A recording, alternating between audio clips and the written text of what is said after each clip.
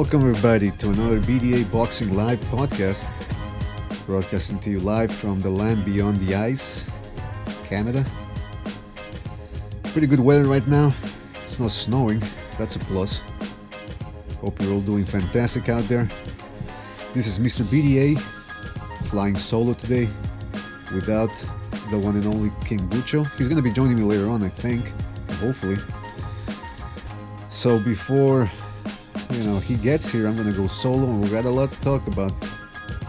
Let's get out of the way, guys. If you want to join us, send us a message via the email address that's on the lower portion of your screen. Send us an instant message. We'll email you, not email you back, we'll message you back via Google Hangouts. We're gonna call each other, and then we'll give you the link, and that way you can join us and tell us everything that you want. Okay, so we got a lot to talk about. So let's get started. Last Saturday on HBO, Sergey Kovalev took on the very tough Shabransky. Now, it was a comeback fight. A lot of people were curious about what Kovalev still had left in the tank. I mean, we all know he hits hard, we all know he's skilled, but we don't know, or we didn't know, whether his heart was still into it.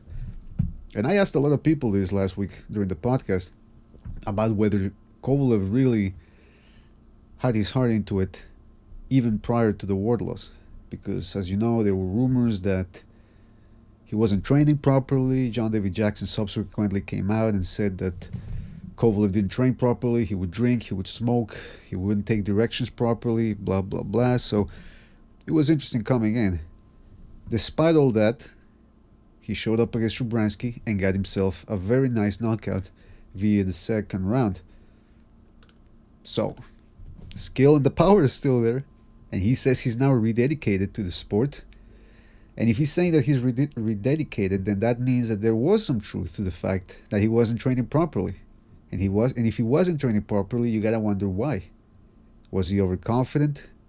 Did he think his power and his skills were enough and that his conditioning wasn't important? If so, it's a bit of a dumb move from Kovalev, if you ask me. But anyway, that's the way it goes sometimes. Hopefully he's learned his lesson. Shabransky, not a real tough or difficult opponent to figure out. He's a well-schooled in a sense, but very basic guy with heavy hands. Definitely not as heavy as Kovalev though, nor as accurate. And Kovalev looked pretty good. Whether he looks, he looked good enough, but whether that means he can still beat the top guys in the division. Certainly, he seems to be poised as the number one guy, but there's a lot of monsters out there, as I've mentioned before. Bivol is there, Gvozdyk is there, Beterbiev, Stevenson, Eleider Alvarez, you name them, they're there, man. So at his age, 34, soon to be 35 probably, it's going to be interesting to see what he has left. I want to welcome on the chat, watching right now, Akuma's Deception and Kaiser Koba, who are in there. Hi guys, how you doing? Remember, if you want to join us, you know the drill. Call us via the email address that's on the lower portion of the screen. You gotta call us, don't send an email. You gotta call us so that the conversation appears on Google Hangouts, and that will provide you with the information necessary to join us. Akuma Deception is saying Rigo fans are already making excuses. And Kaiser Koba says Kovalev did exactly what he had to do. Demolition job. Well, exactly. I mean, Kovalev was expected to do what he did. And I asked King Bucho last week, my co-host, I said, what do you expect from this fight? Like, what do you want to see? And he said, I want Kovalev to dominate. Either a knockout or either 12-round, massacre, whatever. But just that he looks impressive. And I think he passed that test. Now, we're going to be talking about Kovalev, because I want to start that and get that out of the way. It was the most recent fight we had. But I also want to talk about Cotto's Swan Song, which is going to be taking place tonight on HBO. Ray Vargas is also going to be fighting in the undercard. And I want to talk finally about Rigondeaux versus Lomachenko, because we have not had a chance to talk about that during the past podcasts. And you know what? Akuma's Deception brings up a pretty good point about Rigo fans. Rigondeaux fans, this past few weeks, since we've been dropping the Lomachenko-Rigondeaux preview videos, they've been acting up pretty much a little bit like pests. I mean, I'm not saying that all Cubans or that all Rigondeaux fans have been acting that way, but certainly more than the Lomachenko fans. Anyway, we're going to get to that later on. As for Kovalev, he did what he had to, like we said. And I asked a couple of people last week about who they want to see Kovalev fight next. And Hamed, who's one of our regular panelists, said that he wants to see Kovalev take on Bivol. Now, I like Bivol. I like what I've seen so far from him. But I'm not convinced. I'm really not. I mean, he's got one good win. And he had one good subsequent performance on HBO where he got a knockout during the first round. But other than that, I want to see more of him. I don't know why people are so high on him. But it is what it is, man. People want to jump on bandwagons sometimes. But you got to watch out. You got to be patient. And you got to keep your eye out there and really focus on how a guy really looks, what he's made of. He hasn't faced any adversity yet. So it remains to be seen. Certainly the skills, he's got a package there. Power, he's well schooled. He seems to be patient. So we're going to see, man. Keep an eye on him. But to jump the gun and say, yeah, he's ready for Kovalev. As we saw, Kovalev still very sharp, very accurate. He knows how to control the distance, great footwork in and out. And of course, that power of his... And really, think about it. Who is Bivol's best opponent so far? Cedric Agnew. And so what is Cedric Agnew's claim to fame? The fact that he gave Kovalev a couple of rounds work, 2 years ago? So I'm not convinced. I want to see that. I want to see other guys get a shot at Kovalev before. My dream fight would still be Adonis Stevenson versus Kovalev. Now, I was watching a little bit of a Low Places YouTube show. He was talking about how now they're even talking about Alvarez not facing Stevenson. It seems like Alvarez's manager or promoter or whatever doesn't want to step in there against Stevenson. It seems like they don't want to enforce the mandatory that they've earned. I don't know why. Regardless of that, I still want to see Stevenson take on Kovalev. That fight's been, 4 years in the making? It's never going to happen, probably. Unfortunately. I hate to be a pessimist, but that's the way I see it. Alright, let's see what we got here in the chat room. A lot of people are coming in. Kaiser Koba says, I never knew there were so many Rigo fans. Yeah, we're going to talk about that later on. Akuma Deception says, Badu Jag would be a bad matchup for Kovalev. Let me think about that one. On the one hand, Kovalev has power. And Badu Jag's only loss was by knockout. And it was a shot, I believe, hit him in the temple. Which means, whenever you have a guy that can get knocked out with a shot like that, is that any type of shot, especially a powerful guy like Kovalev, could even hit him on the temple, on the forehead, on the chin. He's going to get hurt, he's going to go down. And Badu Jag's been facing a lot of good guys, man. He dominated Bute, even though he was later ruled a draw. I don't know what fight the judges were watching. But I mean, Badu Jag clearly won that fight. He also fought James DeGale. I thought he also should have deserved a nod in that one. Anthony Durrell too. I mean, a lot of people like to shit on the Durrells, but it's a good win against Anthony Durrell as well. Very skilled fight that I saw. A lot of changing momentum, skill, speed, adjustments. It was a very good fight. So Badu Jag definitely has a chance, and he would be a tough matchup for Kovalev. But I don't know, Akuma. I don't know if Badu Jag would actually be a bad matchup for Kovalev. Mark Funk says Bivol will fight Cuban Chin. Who the hell's Cuban Chin? Oh, are you talking about Sullivan Barrera? Oh, we'll talk about him as well. The fight he had.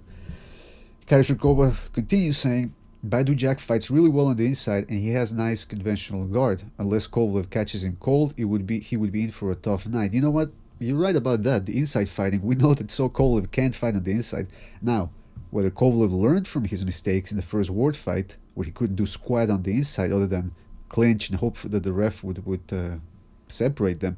But you know what? That ended up costing him also at the end because he was getting hit low and he didn't know how to answer back. And then after the fight, he says, "Oh, I should have hit him in the balls as well." Well, shoulda, woulda, coulda, ifs and buts. If ifs and buts were candy and nuts, I'd be an overweight diabetic. So that's in the past, man. You can't live in the past. You gotta work on your skills, your inside skills. And it's true now that I think about it. That's a good point from Akumba's Deception. The inside fighting. I mean, from Kaiser Koba, the inside fighting for Badu Jag. Some guy with a Russian name says Lomachenko will win 100%. Nicola Ferrari says, hello guys, hey, what's up? Cameron Gillian is saying, what's good back, man? Yeah, We're getting a lot of people here in the chat. I hope you're all doing fantastic. So that's the thing about Kovalev. Now, in terms of television ratings-wise or potential matchups, Gvozdyk is with Top Rank, I believe. So if he's gonna fight, he's gonna be fighting on ESPN, unless a deal can be worked out with the HBO's top brass and they set up a Kovalev fight. Other than that, I don't know. The guy that could be in line for that fight, for the Kovalev fight, would be Sullivan Barrera, who also fought last week against Felix Valera. Valera proved to be a tough opponent, tougher than he appeared on paper, but once you got to look at him, you understand why he's tough, because he's tall, lanky, awkward, pretty good defense, sometimes unorthodox, but it worked, and underrated power. And he was able to cause Barrera all sorts of trouble. He caught him over one of the eyes, dropped him, hit him low a whole bunch of times. He didn't make things easy for Barrera at all. Now, credit to Barrera. He just seemed like the more sharp and better school fighter, and he was able to get himself a win. But he's being dropped now in his last 2 fights, and yeah, he's been fighting tough, hard-punching guys, but there's nobody really out there other than Stevenson and Kovalev who hit as hard as those 2 guys. So if he fights Kovalev, he's better put his hands up and make sure he doesn't get hit with too many right hands, otherwise it could be lights out. And we know that Kovalev is a very, very good finisher.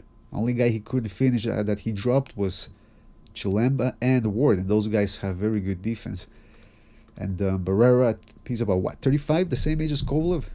But he hasn't appeared to be in as tough fights. I mean, he's never taken a beating, so who knows how that one would look.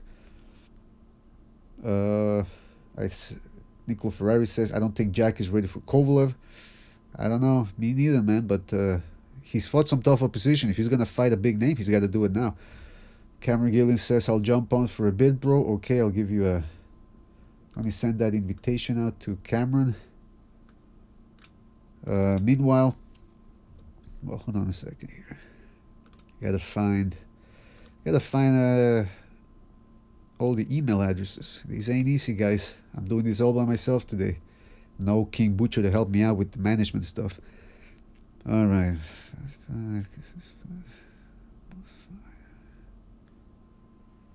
Alright, but anyway. So yeah, Barrera better be sharp, man. He better stay sharp and he better be in there. Otherwise, he might just get punished. Also, Beterbiev, who didn't look all that hot a couple of weeks ago, but he's still pretty dangerous. He got the knockout at the end of his fight, despite how mediocre, I could say, he looked up until the knockout. At the end of the day, he proved himself right by getting that stoppage, so good for him. And I think his style is all wrong for Kovalev. And we also have Marcus Brown, who's undefeated. I like how he looked against, what was his name, Sean Monahan a couple of months ago. And we have Joe Smith Jr., who's still pretty tough in there. And Chilemba, don't forget. So there's a lot of fights out there for everybody to get. Okay, I'm going to invite Cameron. I always forget his email. He needs to give me his email address.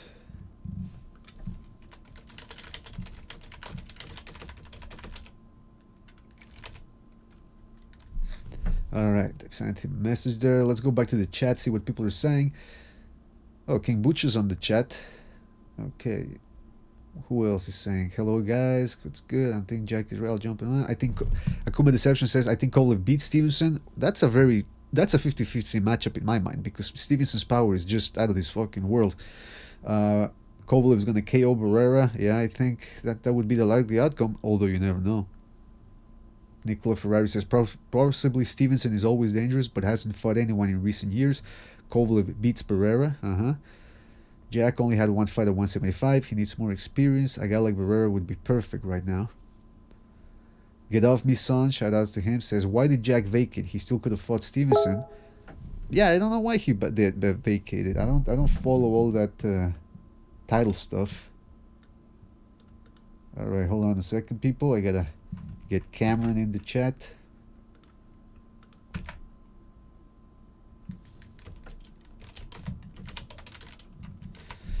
So yeah, I mean, I don't know why he vacated. It doesn't make a whole lot of difference to me if he vacates, if he wins another title. I don't care about titles. I mean, I know fighters care about him. It does get them more money and potential TV fights, but other than that, I mean, I don't follow the titles. I haven't followed them in a long time. and I'm not about to start right now. I might sound like a prick, and yeah, people tell me that all the time, but I'm used to that. I can live with sounding like a prick. I don't care about titles, never have. I mean, I did at one point, but I'm not gonna start now. Canelo giving my fight, shout out to him, says Alvarez took a step aside money again. Yeah, I mean, that guy just loves his money, I guess. Or maybe he knows something about Stevenson that he doesn't want to find out when he fights him in the ring. I think maybe he doesn't think he can beat Stevenson. I don't know. Did Spence duck Cotto? That's another good question because people are saying that he was offered money to fight Cotto. I don't know about that either. You guys tell me. Apparently, Kaizukova says he had to sign a dodgy contract with Golden Boy to get the fight. Those dodgy contracts. Hamed92, hey, man, how are you? Sup?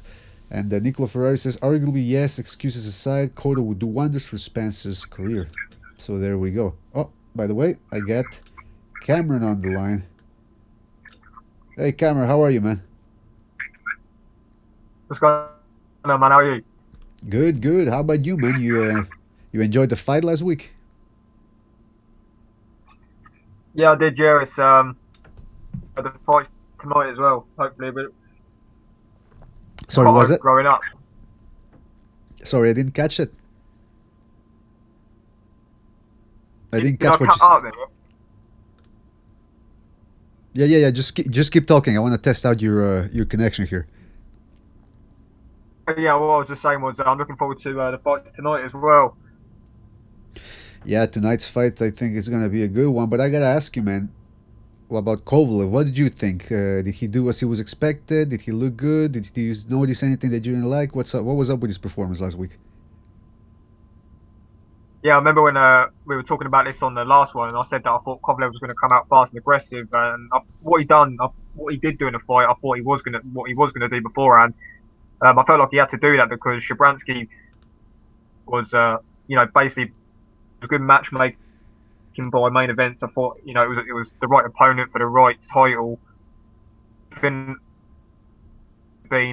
I guess, a disappointment. I thought he had to go in there and blow out Shabransky. Judging from that performance, whether or not he's improved,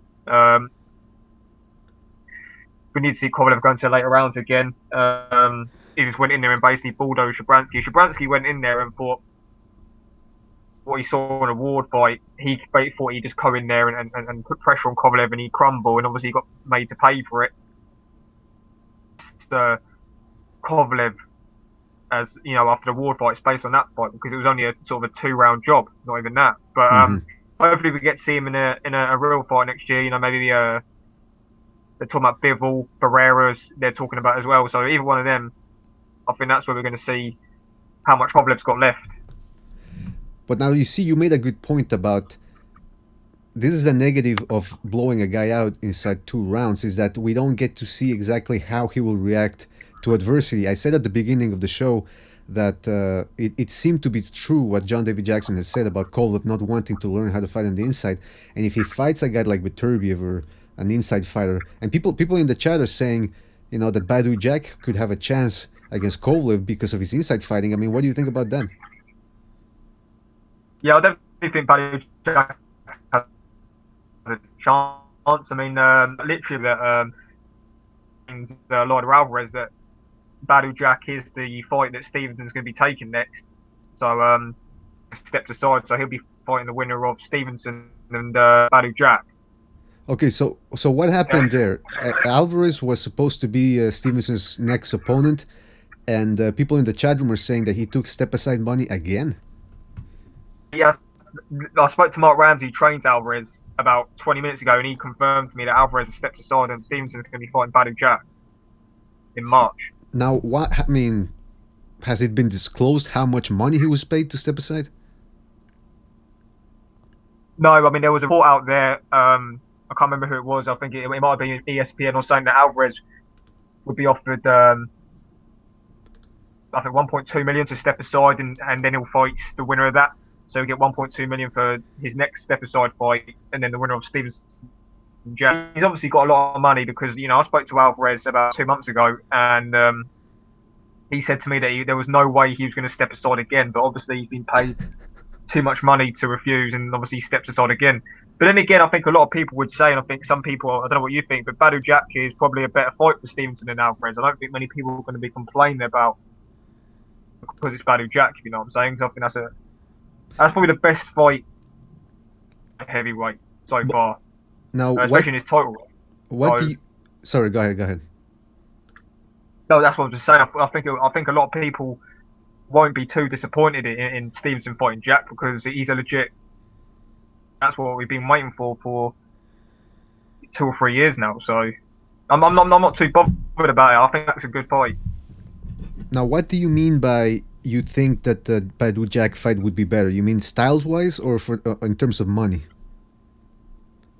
I think more people will give Stevenson credit for beating Jack than they would beating Alvarez. No Badou Jack. I think a lot of people would rather see Stevenson fight Jack than Alvarez because Badou Jack, you know, a lot of people thought he beat the Gale, which means, you know, he would have been a lineal champion. I think, you know, he performed, he took out Cleverly, who's, you know, he was a 2-time world champion at light heavyweight. So I think because of that, I would like to see Stevenson fight Badou Jack, or at least the kind of perception I've got from reading people's comments on social media. They want to see the Badou Jack fight for Stevenson. Maybe it's because of how poor Stevenson's opposition's been, and obviously Badou Jack's levels above it. But I think it's a good fight. I wouldn't mind seeing Alvarez or Jack fight Stevenson next, personally. But it looks like it's going to be Jack. Yeah, you're right about that. I mean, a Badou Jack fight brings more cachet to the event. I mean, really, the only people that know who Steve Alvarez is are boxing fans, and particularly here in Canada. You know, people know who he is, but even here, he's not that big of a star. So the Badou Jack fight seems to make the more logical sense from a financial standpoint. I mean, I think I asked you last week who you would rather see him Kovalev fight, and I think you said, did you say Bivol, or you said Stevenson? No, the fight. If I can have a pick of what fight I'd like to see next, it would be Kovalev-Beterbiev. Oh, okay, but yeah. He'll probably fight. I think he'll fight Barrera personally next. You think Main Events is ready now to make that fight? Yeah, I think so. If it's not Barrera, and you know, Barrera's either going to fight Kovalev or he's going to fight Bivol. Or Barrera, you know, you're probably going to see Kovalev fight somebody in the top 15 of the WBO, and then he'll probably unify in the middle of next year because he's going to be fighting on March 3rd in New York. That's when his return's penciled in. So hopefully it's either one of them. But I wouldn't complain with it being Barrera or Bivol. But I don't see any of them fights happening until the middle of next year. Okay, now here's the thing. Beterbiev appears to be wanting to get out of his PBC deal, correct? Yeah, he wants to get out of his contract. He wants to get out of his contract with Yvonne Michel, who's his promoter. And I'm unsure where he'll get. I don't think it's really the PBC. I think he just wants to have his contract with Yvonne Michel. Okay. Where that leaves his position with Al Heyman, I don't know. But obviously, he fought on ESPN in his last fight. So Al Heyman is involved with him, but not to the degree of he's got kind of a hold, if you know what I mean, over where he goes and what he does. Mm-hmm. So let's say in theory, Beterbiev sticks with Al Heyman, but goes with one of those, you know, third-party promotional companies that actually kowtow or bow down to Al Heyman. What are the chances of a Beterbiev versus Kovalev fight happening? Well, if he gets away from Yvonne Michel, there's a big chance of that happening. Obviously, Kathy Doo from Main Events they haven't got the best relationship with Yvonne Michel. So whilst it's like that, that fight's probably not going to get made. I think that's why Beterbiev wants out of his contract in a way, because a lot of these light heavyweights are under Main Events. They're under.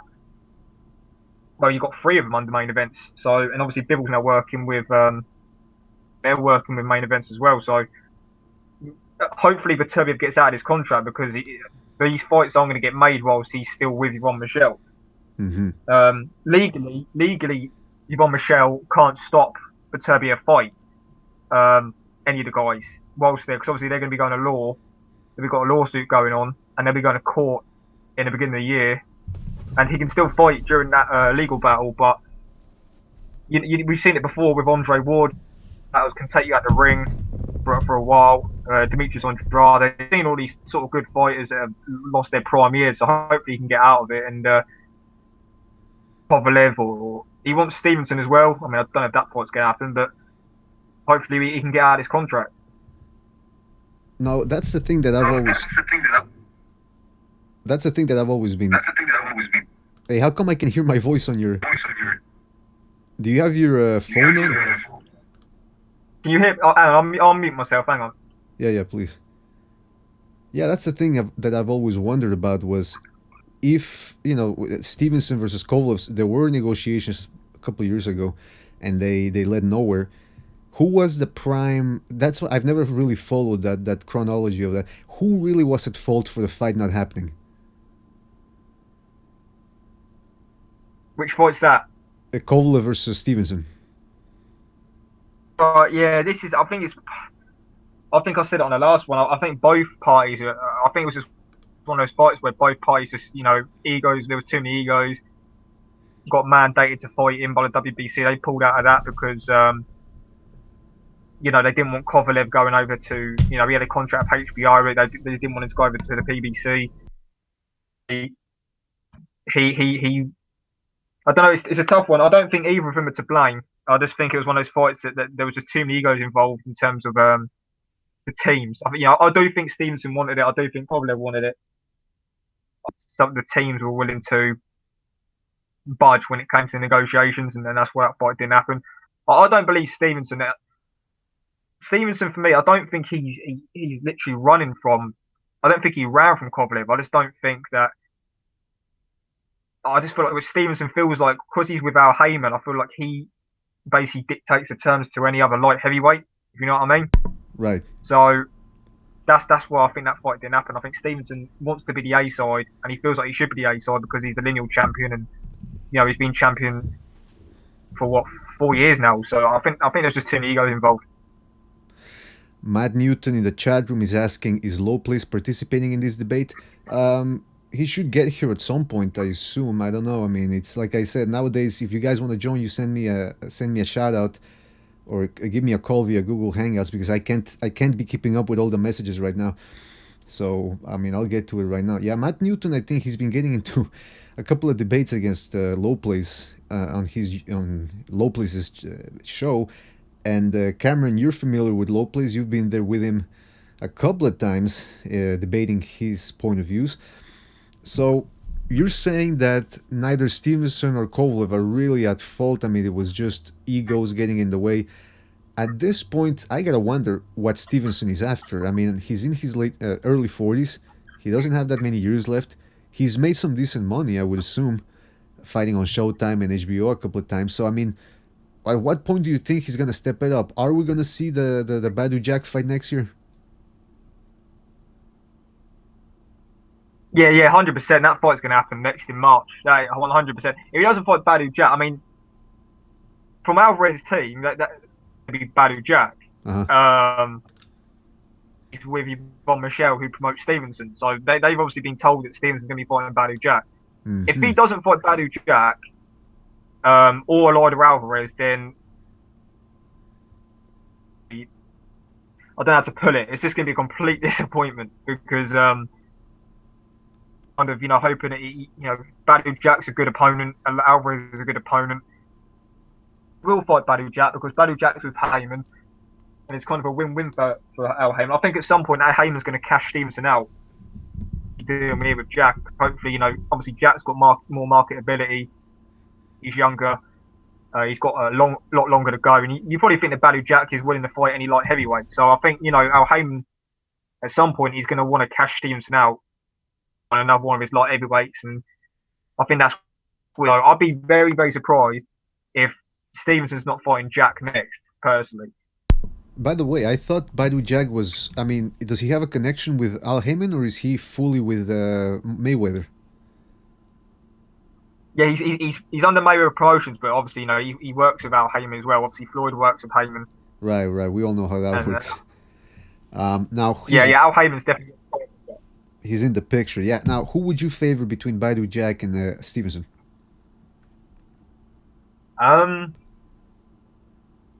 for Badu Jack. I feel like Badu Jack is kind of peaking now, and I feel like Stevenson's and he's kind of just really just trying to keep himself as sort of at a high level as possible. Obviously, Stevenson's, he's always going to be dangerous because he's got the power, he's got that left hand. But Stevenson's definitely slowed down, in my opinion. I don't think he's as fast as he was a few years ago. I feel like Badu Jack, like I said, he's getting better. So I feel like it's kind of they're kind of coming together now. I think Badu Jack might be catching Stevenson at the right time. If I'm going to pick somebody to win that fight, I'd pick Badu Jack. And obviously, I thought Stevenson. I didn't think Stevenson. I thought he looked slower against Fonfara in the rematch. I thought, even though he knocked him out and it was a pretty quick job, I thought Stevenson looked slower. I thought he looked a lot slower than he did against Fonfara in the first fight, and when he won the title. So I'd favour Badu Jack at this point, and the longer they wait, the only more I'm going to favour Jack. You don't think that there's still a danger about Stevenson's power? I mean, he could take him out with one shot. I mean, we do know that Badu Jack's first loss in his career was because of one shot, and when he fights a guy like Stevenson, man, he's gonna have to be sharp in there. Like I said, Stevenson's still got that power, the left hand. He can knock anybody out with that left hand, the light heavyweight. But like you said, it's the lack of speed, right? Yes, he's slowing down, and in my opinion, the more if I think Badu Jack has got the. I mean, like we said, Badu Jack doesn't do anything spectacular, but he's very good. If Badu Jack can kind of negate that left hand, I feel like he's got the ability to do it. I think Jack wins that fight pretty handily. Well, that's the thing about Stevenson, is that he's slow. Now, why is he slow? Well, because he hasn't been all that active as a professional. I mean, the Thomas Williams Jr. fight, which won a couple of rounds, and it was a tough one, that was in 2006, September or October, I believe. And since then, he's only had one fight, I think. Yes, he has, yeah. So, yeah, just one fight in 1 year, and that one win that he got against Fonfara was second round knockout. And we all know what happens when you can knock a guy out in 2 rounds, but you didn't get those rounds in. And if he gets in there against Badu Jack, who has been active, who has been fighting top opposition, and he's sharp, he's young, he's willing to, hungry for that title, could turn out badly for Stevenson. So you think that Al Haymon might be cashing Adonis Stevenson out? He's 40 now, and he's getting older. Badu Jack's kind of coming into his prime. He's definitely got ties with do. Right. Yeah, but what? All things considered, it's a win-win situation. Yeah, it's a win-win situation in a way, because he's still going to get more money than he would against Alvarez. The thing is this, Stevenson seemed to have been very well coddled by Al Haymon. I mean, I think he got a pretty sweet deal since winning that light heavyweight title. Yeah, he's been paid a lot. Stevenson's earned a lot of money. Like, in terms of how, position's been, he's been paid well, and that's why he fights. So he's been getting paid a lot of money. I mean, let's be honest. I mean, Alvarez is getting paid 1-point-something million. Just step aside. You can kind of only imagine what Stevenson's been making for his fights. You know what I mean? Yeah, I can only imagine, man. Now that's the thing. Should Badu Jack win the fight, he's gonna have to take on Alvarez, right? Yeah, or I mean, because Alvarez has been mandatory for so long. I mean, they might put Alvarez in the final eliminator with Gvozdyk. Because obviously he's looking for that fight. He's looking to get out of the WBC rankings. Right. Eliminate. Marcus Brown's pulled out of that fight with Gvozdyk, and now there's talks of maybe having Alvarez fight Gvozdyk while Stevenson fights Jack. There's speculation right now, but that's a possible plan that they're going to be doing next. Okay, so there's a definite plan out there, and so that means that Alvarez could be fighting on the same night as, or he's set to fight, right, on the same night as Stevenson Badu Jack? Yeah, he'll fight on the same card, yeah. Who it's against is still to be decided. Okay, well, that's a risk right there. I mean, he's going to get paid, but at the same time, he could lose that ranking should he lose the fight. Yeah, yeah. But then again, I mean, how many times can you step aside? I mean, he's already stepped aside once to fight Pascal. Mm-hmm. I mean, how many times can you do it before, the WBC kind of sit there and think, right, well, you're holding up the rest of the rankings who are trying to get mandatory positions. I mean, Gvozdik's looking for a mandatory. I mean, he can't sit around waiting for an Alvarez. When Alvarez is going to decide, okay, I'm not going to step aside, I'm going to fight. So really, they have to do something about it. You know what? Alvarez actually, now that I think about it, he could make him a very good living for himself, just getting paid step aside money. Yeah. You know, 2, 3, 4 times, and just make his money that way. Why not? But let me tell you something. Money stepping aside, then a lot of these fighters are actually fighting. I mean, listen, I go back to 2004 when Juan Lascano was about to fight Jose Luis Castillo. He was the number, I think they were fighting for the WBC title, but more importantly, they were fighting for the lineal lightweight title. And Mayweather offered him $1 million to fight him, Juan Lascano, that is. And Juan Lascano's had the option either take the $1 million and fight against Mayweather, which was more money than he would ever see or he had ever seen back then, or take the Castillo fight, make less money, but have a chance to get the championship, the lightweight championship. And in the end, he ended up losing against Castillo, and he never gained the title afterwards. So it's a risk, man. You go for the money or you go for the glory, which in turn might be bankable for more money. I mean, I don't know. It's definitely a risk, right? Yeah, it's a risk, yeah. But when Alvarez is getting paid $1 million plus for stepping aside, I mean, that's a lot of money just to basically say, right, I'll sit down and $1 million and I'll get my shot eventually. You're basically just getting given $1 million in the bank for doing nothing. Yeah, Luis Catorce, shout out to Luis Catorce in the chat. He's asking, is there a rule about how many times a fighter can step aside? If not, sign me up for that program. It's a free lunch right there. Even then, he still has to fight, right? He's getting paid the step aside money, but he wants to stay active, so he needs to fight. I mean, he doesn't have to fight. I mean, obviously he will fight, but obviously if he's getting paid to step aside, he can just weigh it out if he wanted to. But because he's actually on a decent run, Alvarez, and you know he kind of wants to keep that momentum going, so he'll fight on the same card. Cachnello, give me my fight, says Elmo. The step aside program is a cush deal. That's right. It's a social program, really. It's kind of like welfare. Shout out to Sanctus Deus Cror, who is coming. Sanctus, just remind me, I think I saw one of your comments are you a Rigo fan or a Lomachenko fan? I always forget. Tell me in the chat room. Nicola Ferrari says Triple G in the end got the belt and the fight against the biggest star in North America. Is Alvarez gonna get Stevenson or the belt? That's a good question. Now, last week, who else fought last week? Oh yeah, Sullivan Barrera. Sullivan Barrera. Yeah, what did you think about him? How did he look in your eyes? Well, what we do know is Sullivan Barrera seems to get knocked down in pretty much every fight he has. I just feel like Sullivan Barrera just gets knocked down early just to get out of the way, because good fighter Barrera. I've always rated him, and Valera. Nobody expects him to win the fight. I thought Valera put up a good showing, to be honest with you. I expected Barrera to just completely dominate him. How Barrera in his last few fights. I feel like Barrera needs the big fight. I feel like he needs, a Bivol or a Kovalev to kind of get the bit out of him, because what I will say is that the more Barrera wins, the better Andre Ward's win over him looks. Because at the time when they fought, nobody really knew Barrera. Mm-hmm. And he's had a couple of good wins since then. I think Barrera's probably peaked.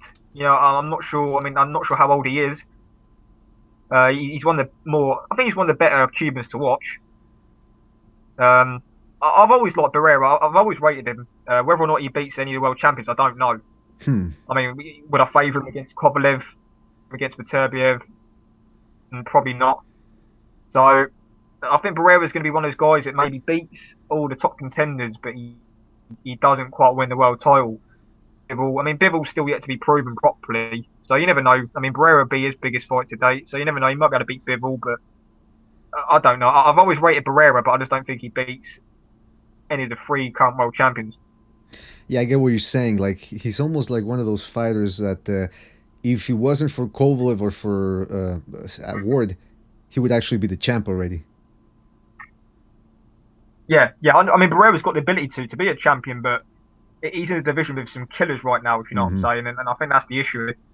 Well, that's the thing. That's the thing. Listen, he got dropped against Smith Jr. He got dropped now against Valera. Both of those guys are punchers, even though Valera is a bit of an underrated puncher. I mean, if you're his coach, if you're Barrera's coach, wouldn't you be a little worried going up against Kovalev, who's one of the most devastating punchers in the division? Yeah, well, yeah, 100%. I feel like they know that as well. I mean, obviously, that Barrera's been knocked down by. He even got knocked down by Ward, didn't he? I mean, he just seems to get knocked down at will, but he's not been knocked out. So questions about his chin. Okay, yeah, there's some doubts there, but if he might improve, he might rise to the occasion in one of these big fights, and he might. I feel like Valera was just, I didn't know if he took him lightly or not. But I feel like Barrera, he'd be fighting more cautiously against, Kovalev, Beterbiev. I mean, all the champions right now are heavy-handed. Mm-hmm. I mean, Bivol can punch. Kovalev is just we know how powerful he is. Beterbiev's he just walks through opponents. I won't read too much in Beterbiev's last opponent because he was coming off a year in inactivity. Right. And Coleman was on the back, but he was riding his bike all night. And, Beterbiev it was the first time he was going later in the rounds. I wouldn't read too much into that. Okay, fair enough, he didn't look great, but I think it was kind of a mixture of Colin fighting so safety first, and so I don't think Barrera will be able to stand up to the power of Kovalev or Beterbiev. But then again, we don't really know how good either of them are either, really. I mean, at this point, Kovalev's still got, he's got things to prove after the Ward losses. Mm-hmm. And Beterbiev, there's still some things that need to be questioned about him. So, it's kind of hard to say. That's why the division's so good right now, because some of these fighters, they've all been knocked down. Kovalev's been knocked down, Beterbiev's been knocked down. So, it's just a division full of killers. And it's just a matter of getting these guys in the ring and seeing who's the best. Absolutely, man. This has to be the best division in boxing right now. And I want to say something, because Luis Catorce just stole the words out of my mouth. He says, Kovalev is a wrong style for Barrera. The long Kovalev jab will set Barrera up, and I don't think he can get inside on Kovalev. That's exactly what I wanted to say, that, Ward was able to beat Kovalev, and he got lucky, too. By the way, the first fight, I don't think he won that one, and then the second one with the shenanigans, with the low blows. But one of the reasons why Ward was able to do better against Kovalev than most people is because he can fight on the outside defensively, and then when he gets on the inside, he can rough people up. And we know Kovalev can fight on the inside. Now, Barrera, he's a good long-range fighter, but he's not a good inside fighter. So if he's fighting on the outside, Cameron, don't you think that favors Kovalev? Yeah, I agree with... Who said that in the chat? Luis Catorce. Yeah, I agree with everything he says about that. The Kovalev jab will be a problem, but Kovalev's jab's going to be a problem for any light heavyweight, I think. Yeah. Barrera, yeah. Barrera's... I don't think if he does try and get on the inside, even if he can kind of get in range at all, he's going to get popped with a right hand over the top anyway. Even if he does kind of get past the jab, but Kovalev's very good at. Some people think he's slow, but Kovalev, he's got good hand speed. I've always thought he's had better hand speed than people think. And if Barrera even does get inside, Kovalev's gonna land that right hand. And can Barrera survive that right hand? I'd say no, but we're just gonna have to wait and see. That's a very good point, man. That's a very good point. Kovalev's not what I would call fast-handed. It's just that he's quick with his hands. He has quick hands, but it's mostly the technique behind it. He doesn't telegraph his shots, and his hands are always in position to really throw nice straight punches that guys don't see coming. It's not all about speed. Nicola Ferrari says, as if Kovalev can't fight on the inside, he manhandled Ward on the inside without fouls. Well, he manhandled him mainly with clinches, but other than that, he didn't really know how to fight on the inside. He didn't know how to hold and punch. He's definitely got some strength in him. I don't know. Kaiser Kobe says Barrera is so vulnerable early on. I would not be surprised if Kovalev did stop Barrera early. Yeah, that's a good point right there. Yeah. I was going to say shout out to Kaiser Kobe. He follows me on Twitter. I've tweeted him a few times. So shout out to him. That's right. Shout out to Kaiser Koba. And I also want to remind you that, hold on a second here, I got to get this list ready. Yeah, so just, we got a subscription there.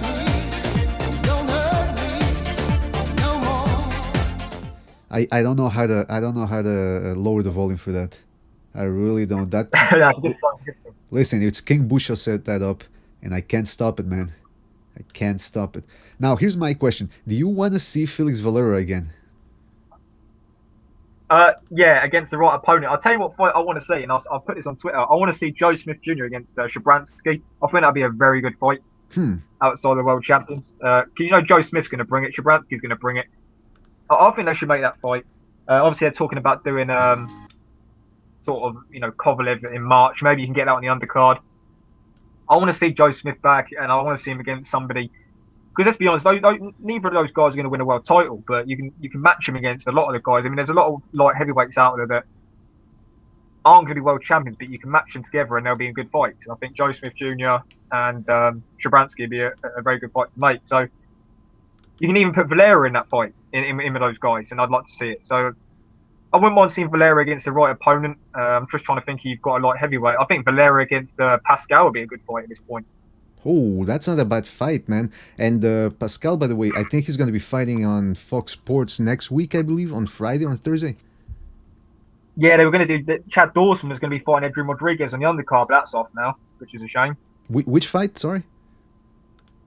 Chad Dawson was going to be fighting Adrian Rodriguez, and then that fight's been called off. Now we're doing on the same card. Why was it called off? I'm not too sure what was called off. I found out literally about an hour ago that it was off. So that's a shame. I thought that was going to be a good matchup. Yeah, Adrian Rodriguez. Both of those guys are on the slide, and well, Chad Dawson definitely is. That would have been a good fight. Well, Chad Dawson, I thought was looking pretty good against Fonfara, but it's just that chin of his, man. He's got to do something about it, and I don't know what. Yeah, those. I mean, the weight drained himself down to 168 for Ward, killed him, and then Stevenson just basically picked up the pieces, right? Really. Just want to remind people that I'm here with Cameron Gillen. I'm gonna put his Twitter description, his Twitter address on the lower portion of the description when we're done with this video. Cameron, I also wanted to ask you about tonight's fight, because the great Miguel Cotto is gonna be having his final fight, his farewell fight. Now let me ask you something.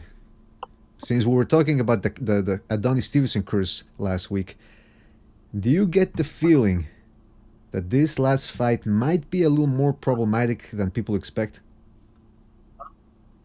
Yeah, I do. A lot of people think it's going to be. I mean, fair enough. Saddam Ali doesn't deserve this shot. I mean, I think we spoke about this on the last one as well about this fight. Saddam Ali doesn't deserve this fight, but Cotto, yeah, he looked good against Kamagai, but Kamagai, stylistically wise, was tailor made for Cotto. Saddam Ali, it's a difficult one because he looked bad against Jesse Vargas, but this is different. I mean, Cotto's on the slide. I think Cotto will win on points. I think Cotto showed in the Kamagai fight that he's still got enough left to kind of beat this sort of level of opposition. And Saddam Ali's moving up to 54 now, and it'll be interesting to see how he fights it that way. I think it'll be a closer fight than people think. I think Saddam Ali might even I think he'll win a few rounds. That he might be involved in the fight early on, but I don't see him winning this fight personally. I don't know what you think, but I'll be very surprised if Cotto lost this fight. Okay, so let's rewind that for a second. Let's talk about Saddam Ali, because at some point, especially after he beat Luis Carlos Abregu, who is a tough guy, by the way, but Ali was able to stop him, something that Timothy Bradley was unable to do. So Saddam Ali was being seen as the next big prospect. Well, he takes on Jesse Vargas, and a lot of people thought at the time that Saddam Ali was going to be too much for Vargas, and Vargas ends up knocking him out. Giving Ali credit, he didn't look all that bad in the early rounds. He was flashing his hand speed, good foot movement. So he was looking good in that fight until he started being worn down. The thing about Cotto now is he likes to box more than the old Cotto, which was a calm forward guy. Do you expect Cotto to follow that same game plan of just trying to outbox Saddam Ali? Yeah, I'm not sure. I think he will put pressure on Ali. Because I feel like Cotto, he's natural at 154. Saddam Ali, not so much. So I think Cotto will be working the body a lot in this fight. I think Cotto will work the body early on, just to kind of wear Ali down, because obviously you want to see how Ali's carrying that extra weight. This isn't 147. He's carrying an extra 7 pounds. I think Cotto will work the body, see how Ali adjusts to the weight, and then how Ali looks heading into the fifth and sixth. I think Cotto will then decide whether or not he's going to push on the gas or whether he's just going to outbox him and take on points. I think it all depends on how Ali is around the halfway of the fight. Yeah, that's a good point about the later on how the fight's gonna go, because like I said, Ali got it was a late rounds against Jesse Vargas, not necessarily the late rounds, but the last rounds of the fight is when he started. The guy fights with his hands down. He relies a lot on his reflexes. But if Cotto's gonna box him, like I said, Ali has that youth and he has that hand speed. If he has tightened up his defensive vulnerabilities, and he's with what's his name, Rosier? What's his first name? His trainer. Who's this? I'm gonna check it out. Saddam Ali's. I always forget the name of his trainer. Edward Rosier? No. Cameron, I'm not sure who trains him. Yeah, what's the name of Ali's trainer? He trains Jacobs too, and he trains Errol Spence and one of the Charlos. Oh, James Prince. No, that's his manager. I'm talking who trains him. Oh man, I thought you said it manages him. Andre Rosier. Thanks, Kaiser. Kaiser just saved our lives there. Andre Rosier, yeah. He's with the good Andre Rosier. I thought you said who manages him. No. Trained. Oh, right, yeah. So, yeah, I mean, when you have a good trainer like that in your corner, and that's going to get a fighter improving, do you expect Ali to show up sharper than usual? Because it is his big shot. Yeah, is this his first fight with... No, that's the thing. I think he's been with Andrew Rosier since the start of his career. I think even back in the amateurs. Oh, right. Well. I just don't think... excuse me. I just don't think Ali has the... Ali's a bit of a weird one because, a lot of people were hyping him up before the Vargas fight, and he made Vargas look like a one-punch concussive knockout artist, and he isn't. I'm not sure. I mean, Ali might shock the world. He might go in there and, he might live up to the hype that he once had and beat Cotto. I mean, I'll put this question to you: if Ali beats Cotto, will people say that's because Cotto's shot and old, or whether Ali is what he was? Now, will he get the credit for beating Cotto? That's what I'm asking you. Well, it would depend on how he beats him, right? That's what I'm saying. I mean, if he beats him in say if Cotto's, it's a really close fight, ruling fight, then I think he'll get respect. Mm-hmm. But if he goes in there and just, I don't know, maybe, that's a tough one because I think he'll get credit if he blasts him out as well. But I don't see either of them happen anyway, so I only see a Cotto winning this fight. Well, that's the thing because, I mean, listen, if Ali beats Cotto by knockout, which I don't see really happening, especially not an early knockout. But if he does defeat him in a comprehensive fashion, I thought Cotto looked pretty good against Kamagai. He just looked a tad slower than usual, but he showed his stamina was still there. He was still throwing combinations, moving throughout the whole fight. I don't think he could get old overnight. It's been, 3 months since his last fight?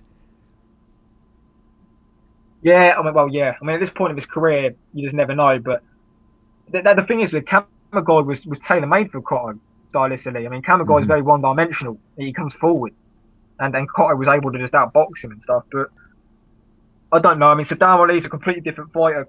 Saddam Ali brings more to the table than Kamagai does in terms of dimensions to his game. Mm-hmm. So we're going to see more of Cotto in this fight than we did against Kamagai. Oh, yeah, absolutely. I definitely believe that. Caccinello is saying Cotto needs to go to the body, so he agrees with you there. And it's true. Somebody else was saying, he also said that Vargas was banking on body shots. If you rewatch the Ali fight against Vargas, Ali was landing more shots to the head early on. At least it seemed that way to me. But at the same time, Vargas was catching him with left hooks to the body. So maybe Cotto can do a similar strategy there where when Ali throws a 1-2, he can duck underneath and get Ali with some left hooks, which is, of course, Cotto's money punch. Yeah, what's up, Mike? My man Mike Matias is in the chat. He's my boy Cam. He's a good guy as well. Shout out to Michael Matias. Cameron, did you happen to catch the Cotto retrospective that HBO did for him? I've not watched that yet, no. Okay, here's my question, man. Why didn't they? Why are they doing a retrospective for Cotto's career, but they didn't do one for Hopkins? They didn't do one for Mayweather. I mean, I know Mayweather's not with HBO any longer, but they didn't do one for Pacquiao. They didn't do one for Mayweather. They didn't do one for De La Hoya almost 10 years ago when he retired. They didn't do one for Marquez either. Why all of a sudden a retrospective and special treatment for Cotto? That's a good question, and I'm not too sure what the answer is because is this the first time they've done one? Is it? Yeah, I've never seen. I mean, as far as I know, I've never seen them do another one for any other fighter. Or maybe it's just a new thing that they've kind of done recently. You know, I mean, maybe it's just kind of thing that they've done for Cotto. Yeah, that's true. That's true. Maybe it doesn't have anything to do with there's no conspiracy behind it. But man, I watched it, and I don't know who else watched it out there, but I was kind of cringing when I was watching it. First of all, it was a stroke fest. Let me put it that way. They were giving Cotto a lot of credit.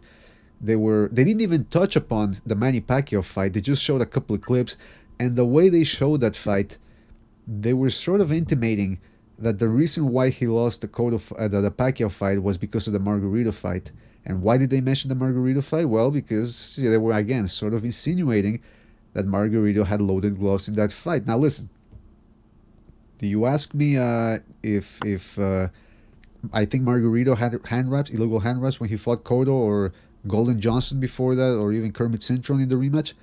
I don't know. The skeptic and not contrarian, but the cynic in me says that yeah, he probably did have loaded gloves. I don't think he just started it against Mosley, but there's no proof. We don't have evidence that he was never convicted of cheating against Cotto. So this whole thing about him and his victory against Cotto being tainted because of those allegations, I think HBO was laying it a little too thick, in my opinion. And yeah, they were just really stroking Cotto, and then they show Cotto clips of his family saying what they thought of him and thanking him, and then as expected, Cotto starts crying on the air, and Jim Lampley starts crying along with him, or it seemed like his voice was cracking up like he always does nowadays. And I just thought it was a cringe fest. I certainly wouldn't want to see another one of those unless they tighten up their professionalism a little bit more. And I don't know, that was my take on that whole Cotto retrospective. But you know what? In terms, Well, yeah, I mean, yeah, go ahead, go ahead. no, I was just saying, Jim Lampley seems to cry a lot nowadays. Yeah, I like the guy because he's passionate. Will he cry tonight, or will he be able to hold the tears in? You know, it's another legend going on. Okay, Yeah. first of all, would you bet that Cotto's gonna cry tonight? Cotto's going to cry, you say? Yeah, well, I'm asking you. Do you think he's gonna? Yeah, you do say that he's gonna cry.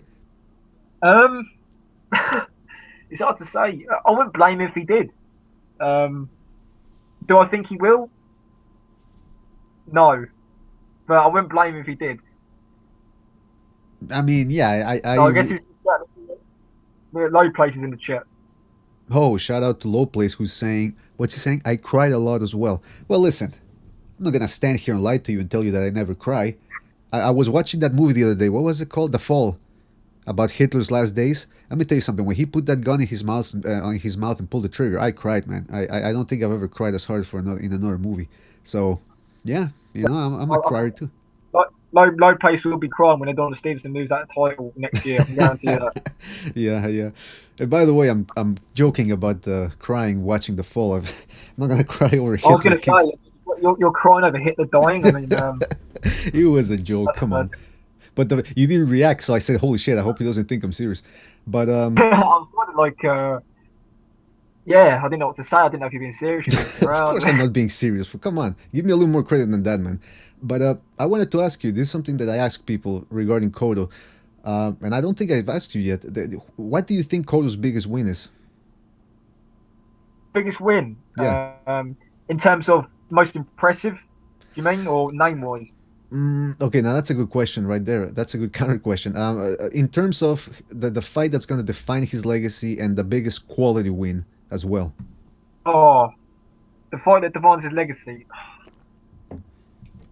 For me, it'll be Mosley because Mosley was, we're talking 10 years ago. Mosley was in his prime. He was kind of still a very, very good fighter. I think that's probably his best win. But in terms of what will be recognised, it's probably got to be Martinez, isn't it? I mean, winning that fourth division title, even though Martinez was shot. Mm-hmm. Martinez is probably going to be his most. A lot of people will probably recognise that achievement. But Mosley for me is just way above in terms of the way Mosley was at the time. 2007, he beat Judah in the same year. I mean that was prime Cotto. That was. Shane Mosley is definitely his best win for me, most impressive win. But Martinez is probably that fourth title is probably going to get recognised as well by a few people. Yeah, listen, that Mosley win, it's either the Mosley or Martinez win. The Martinez one, if you would have asked me in 2014, I would have said Martinez. That's his biggest win, but it comes with an asterisk because you look at Roach's comments prior to the fight. He knew Martinez was crippled, so. And I mean, how much credit do you really want to give him for beating Martinez? I think I agree with you. I think it's the Mosley win, and even though Mosley wasn't the youngest guy, I think he was in his mid-30s by then, but he had just beaten Luis Colasso, who almost beat Ricky Hattons, and Mosley went in there against Colasso and just, I think he won 10 out of 12 rounds, or outboxed and outworked the younger man. So the fact that Cotto was able to outbox Mosley, I think that's his biggest win. I would agree with that. Then, but yeah, is it all right if my man Mike jumps on the call? He's very knowledgeable. Yeah. Just tell him to call me on Google Hangouts. On the chat room on the Google Hangouts. Just send a message, a call. Tell him to call via Google Hangouts to the email address that's on the lower portion of the screen. That's boxingdebate@hotmail.com, and I'll need him to give me his email address, and that way I can send him the invite. All right, Mike. Mike, you're listening. Send me your email address on Facebook or Twitter DM or something, and I'll send over to BDA. Yeah, please. But what was it? What were the comments here? I'm gonna go back to the chat room for a little while. Here it says Low Place is saying that he cried during the Titanic and he cried during Superman Homecoming and when Merlin died in Kingsman. Listen, I haven't seen Kingsman yet, and you're spoiling the movie for me, Low Place. That's not cool, man. You gotta lay low with those goddamn spoilers. I'm not gonna watch the movie anymore. Forget about that. All right, Sanctus Deus Cruor is in a little bit of a debate here. I think they're getting into a debate about Kovalev. What's he saying? Elmo, Noah Clown. Kovalev can't complain about someone fighting dirty. It's hypocritical. He's done it worst, where it resulted in a man losing his life. Cameron, are you aware of Kovalev bending the rules before and killing a man because of that? What's this? Somebody is saying Sanctus Deus Cruor in the chat room. He's saying that Kovalev has bent the rules in the past and that it's actually resulted in the death of a man. I mean, I know he killed somebody in the ring, but was it because he bent the rules? So again, I broke up there. I know he did kill someone in the ring. Yeah, but was it because he bent the rules? There's no proof of that. So why is this guy saying that then? I don't know. Sanctus, I'm gonna give you a little. I'm gonna give Sanctus a little legal advice. You should say allegedly broke the rules. I mean, if you did hear a comment, he's saying check out the fight. I'm not gonna have any comment on that. He's telling me to check out the Roman Simokov fight. I'm gonna do that right now. We're gonna get to the bottom of this, ladies and gentlemen. That's what we do here in BDA, in the BDA Boxing Debate Arena. I'm gonna get my address on Hangouts now. Okay.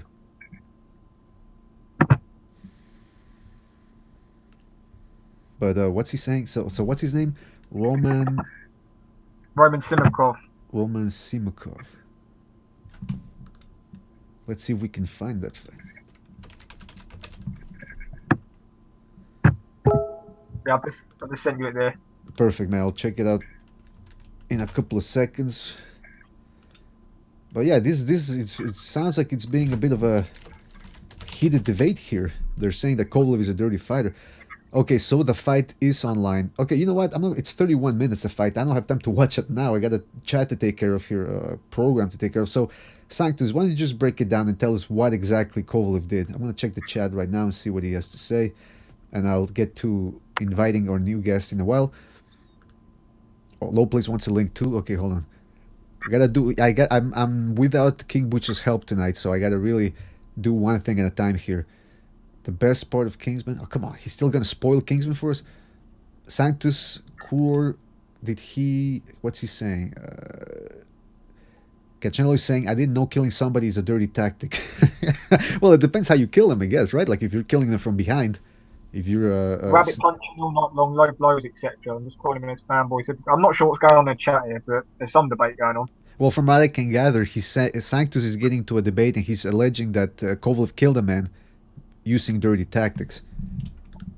Well, he killed a guy. He killed Simikov. But the thing is, Kovalev used his purse from his next fight to pay for the funeral. He gave it to Simikov's family. So Kovalev's not a bad guy. Is he a racist though? Well, that's a different topic for another day. Yeah, I get it. I was just trying to make light of the whole situation here. You know what? Listen, dirty tactics. How do we know he really died because of that? I think punches would have. I've never seen the fight, by the way. I don't like seeing fights where I know a guy got killed. Oh, by the way, we got Michael Matias on the line. Michael, how are you, man? How's it going? Shout out to BDA Boxing for all the knowledgeable videos that he has on his YouTube. Breaks down a lot of good fights. If you guys want to catch up his YouTube channel, check it out. He posts some really good previews for good fights. Check it out, guys. How's it going? Thanks, man. That's a ringing endorsement right there. It's going fine, man. We're just discussing Kovalev, the discussion that's going on in the chat right now. What's his name? Sanctus Deus Cruor is saying that Kovalev is a dirty fighter and that he killed a guy because of dirty tactics. I don't want to say just a guy. That's Roman Simakov, who died in 2011 after fighting Sergey Kovalev. Like I said, I'm not going to watch a fight. I don't like watching a fight where I know a guy gets killed at the end. I mean, that's like, I don't know. I equate it with watching a snuff movie.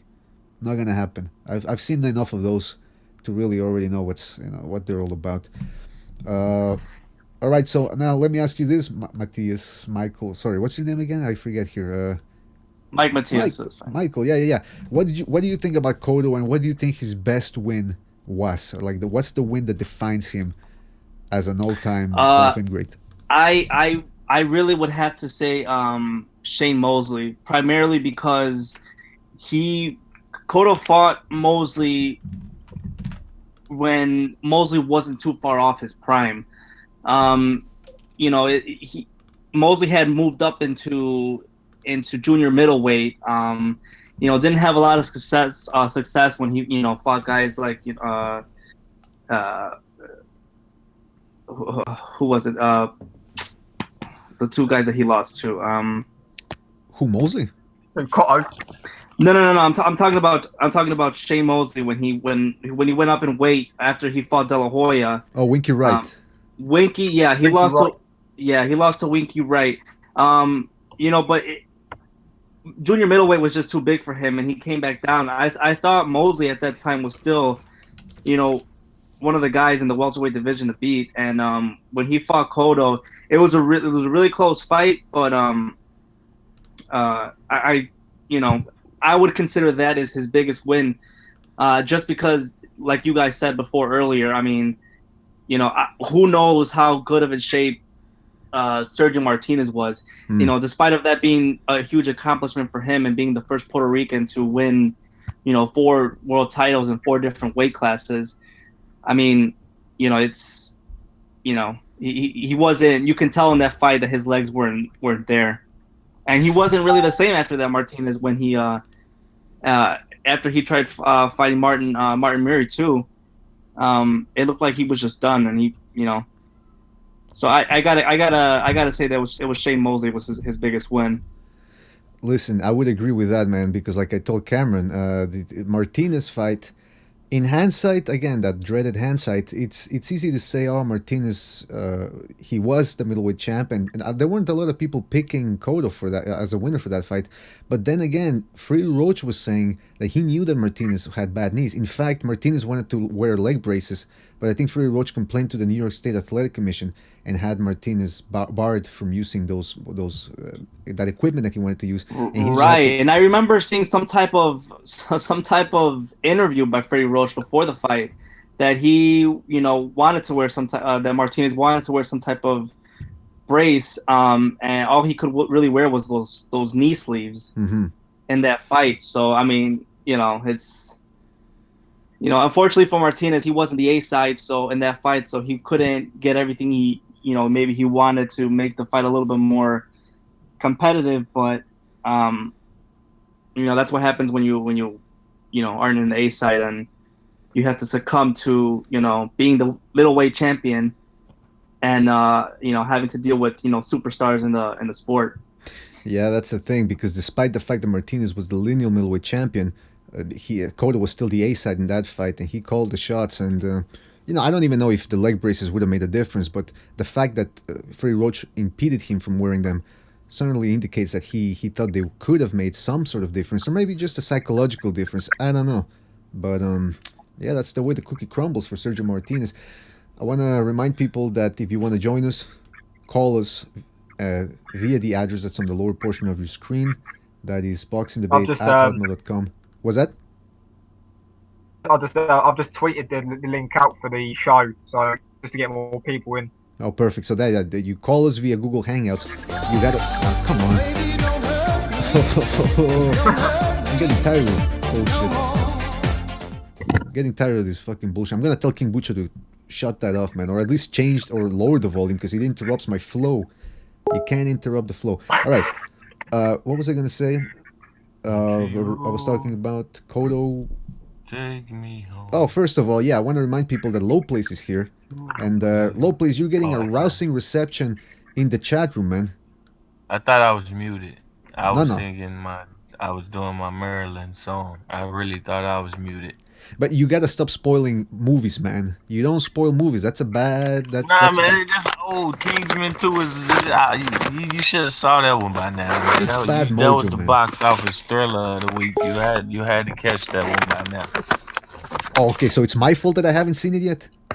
Yes, No. That's the first night it comes out. If you want to be a real Kingsman, you want to be labeled a king, you got to go the first night. I'm gonna go into your YouTube channel and I'm gonna pollute the chat with a bunch of spoilers, man. By the way, Kevin Spacey in The Usual Suspects, he was Kaiser Soze. That's what I'm gonna do. What do you think about that, man? What's that? You didn't even, you're pretending you didn't listen, right? I didn't hear you. Nah, forget about it. Listen, as long as I'm talking with you about this, what do you think about Miguel Cotto? Same question. What do you think is his definitive defining win? Cotto fought just about anybody and everybody. If the man want to cry in the ring, and if anybody want to cry for him tonight, I tilt my drink and my hat to him, because I do believe he was beaten with some of the most injustices in the sport. Let's say 5 to 8 years back happened to Miguel Cotto. Bob Arum, in my opinion, draining him for Manny Pacquiao. And this is after, he's taking a beating by way of bricks and plaster already. And it's foul, man. But to still be here, still be doing this thing. I was watching Miguel Cotto this morning, 8 o'clock, with a 1-year-old saying boom, boom, and he was repeating it, boom, boom. Like, yeah. I just kept telling him, Miguel, Angel, Cotto. That's just what I kept doing. He was just cracking up. I'm like, yeah, it's the last night we might get this dude. And while I was watching, he was beating the hell out of Zab Judah. He stopped him in the 11th round. It was like the 8th and 9th, 10th breakdown rounds where you was just seeing some of the best shit from him, period. And I mean, we got other fighters coming out that can do it like Cotto. I think Spence can be one of those, can keep you really watching the fight, pouring it on, box and slug if it come down to it. Yeah, man. I mean, I'll be honest. Tonight, the young man got a chance to win the fight. He truly does have a chance to win this fight. He was injured with Vargas with that leg, and that could have played a part. And let's not forget, what's his name? Saddam Ali. He had a lot of damn heart in that fight. He could have quit a long time. He could have told somebody to pull me a long time ago.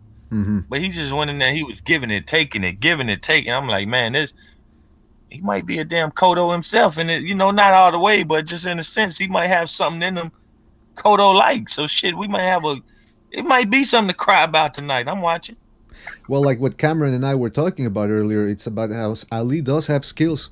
He does have skills. He's fast, good amateur background, good footwork. He's quick, and like you said, he does have heart. It's just that chin and those defensive holes We don't know how it's gonna look against Cotto. Now, Cameron, I wanted to ask you, just moving on a little bit here. We'll go back to Cotto if we have to.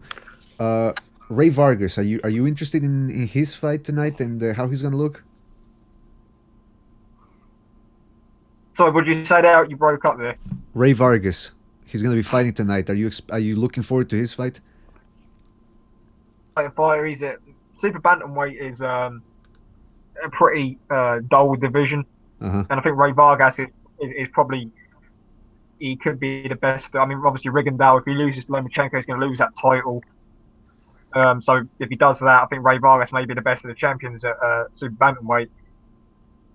I've always rated Ray Vargas, so I'll be watching tonight because I think he's always in sort of good fights. I don't think he's boring to watch. I think down at lower weights, I think he's one of the better fighters to watch. So I'll be watching it and win that fight, to be honest, quite convincingly, because super bantamweight's so lacking contenders, and Ray Vargas for me he's got a lot more to show, and I think we'll probably see more of that tonight. Yeah, man. I hopefully he's gonna put on a good performance, because the thing is this: the fight he's fighting, Oscar Negrete, he looks like he looks much shorter than he does. Michael, I want to get your prediction. I mean, what are you expecting from Ray Vargas, and do you think that he's something special, or that he might become something special? I've seen him before. I think it'll be a good fight. I think Vargas is gonna win. It depends what I mean. Fighters, they have to keep on developing. I mean, I want to see him.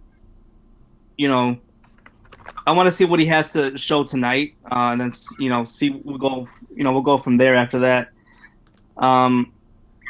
But he's as far as the Golden Boy fighters, he's not really at the top of my list. I mean, anything can change after that. But I'll just say it like this: I like other Golden Boy fighters than Ray Vargas, but I mean, we'll see what he can do tonight. Yeah, man. Let's see. And listen, don't forget he's with Nacho Berenstein. So and he's only Vargas, I think he's only 22 or 23. So if there's room for Young, improvement, was that? That's what I'm saying. He's still got a lot to show. He's still very young. Yeah, especially with a good trainer like Berenstein. Low place, same question, man. What do you expect from Ray Vargas tonight, and do you think he might just be have it in him to be a potential all-time great?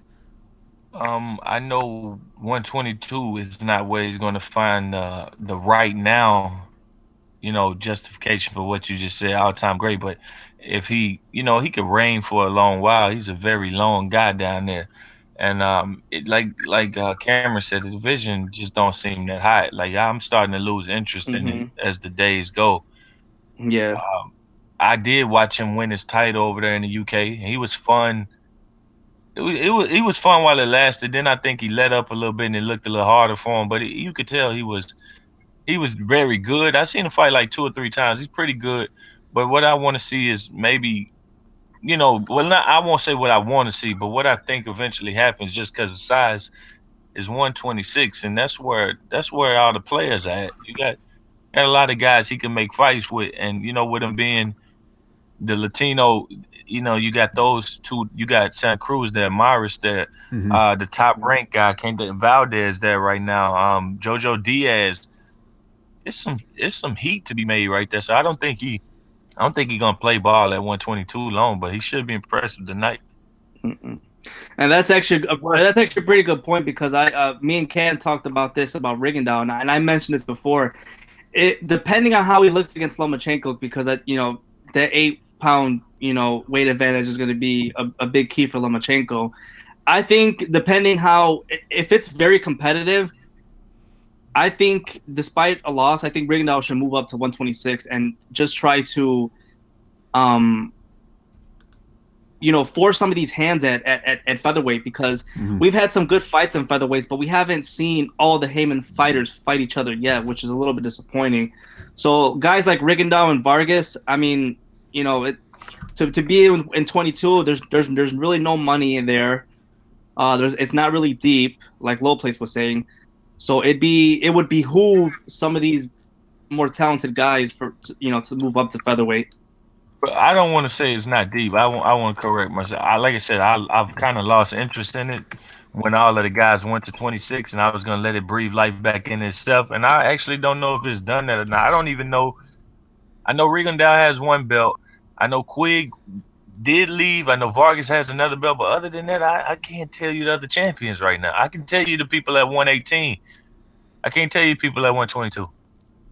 That's because super bantamweight. Okay, super bantamweight. I won't say it's not deep. The problem is the division's deep because there's no elite fighters in it, so anybody can beat anybody. Well, yeah, that's what I Bantamweight, mean. That's what I was trying to say. Deep in the terms of who's actually very good and who's actually just finding the belt because there's belts out there to be had.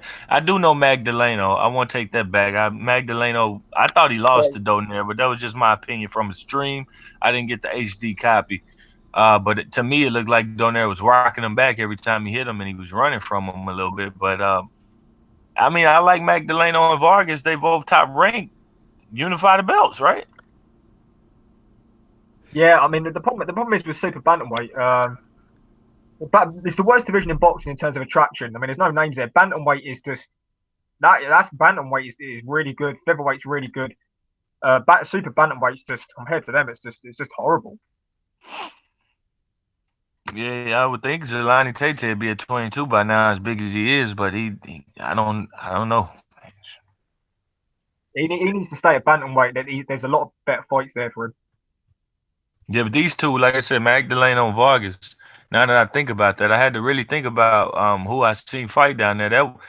When he said they had good fights down there, no, he said 26. I don't want to go on that point. I was thinking like, no, they hadn't got any good fights, but 20. I was thinking that 26 really only had Santa Cruz and Frampton, and other than that, I know Valdez had a tough fight with Mariaga, but that wasn't supposed to be there. Russell doesn't fight. Lee Selby doesn't fight, and he's fighting soon. And he's once again, it basically gonna say doesn't fight. He's fighting somebody. Yeah, nobody wants to see the battle. It's not of importance. So I'm thinking like the closest thing to make WBO, WBC, Vargas, Magdaleno in that 22, 26 top rank. They do have hands on both of these guys. No, they don't. Ray Vargas is Golden Boy. I don't know why I'm confusing that. Something got to give though, man. It seems like people would come in and watch that bout. Once again, the Latinos, that's right up their alley. I'll tell you what though, the good thing about these lower weight class guys like Superfly and some of these junior featherweight guys, there isn't a lot of money on the table for these guys to take. So it shouldn't really it's more sooner rather than later before these guys fight each other, because it's not like they can really hold out and marinate big fights, because there's really not a lot of money to be made in these lower weight classes. So I'm sure sooner rather than later we'll get more of these guys fighting each other. What did Cruz and Frampton make?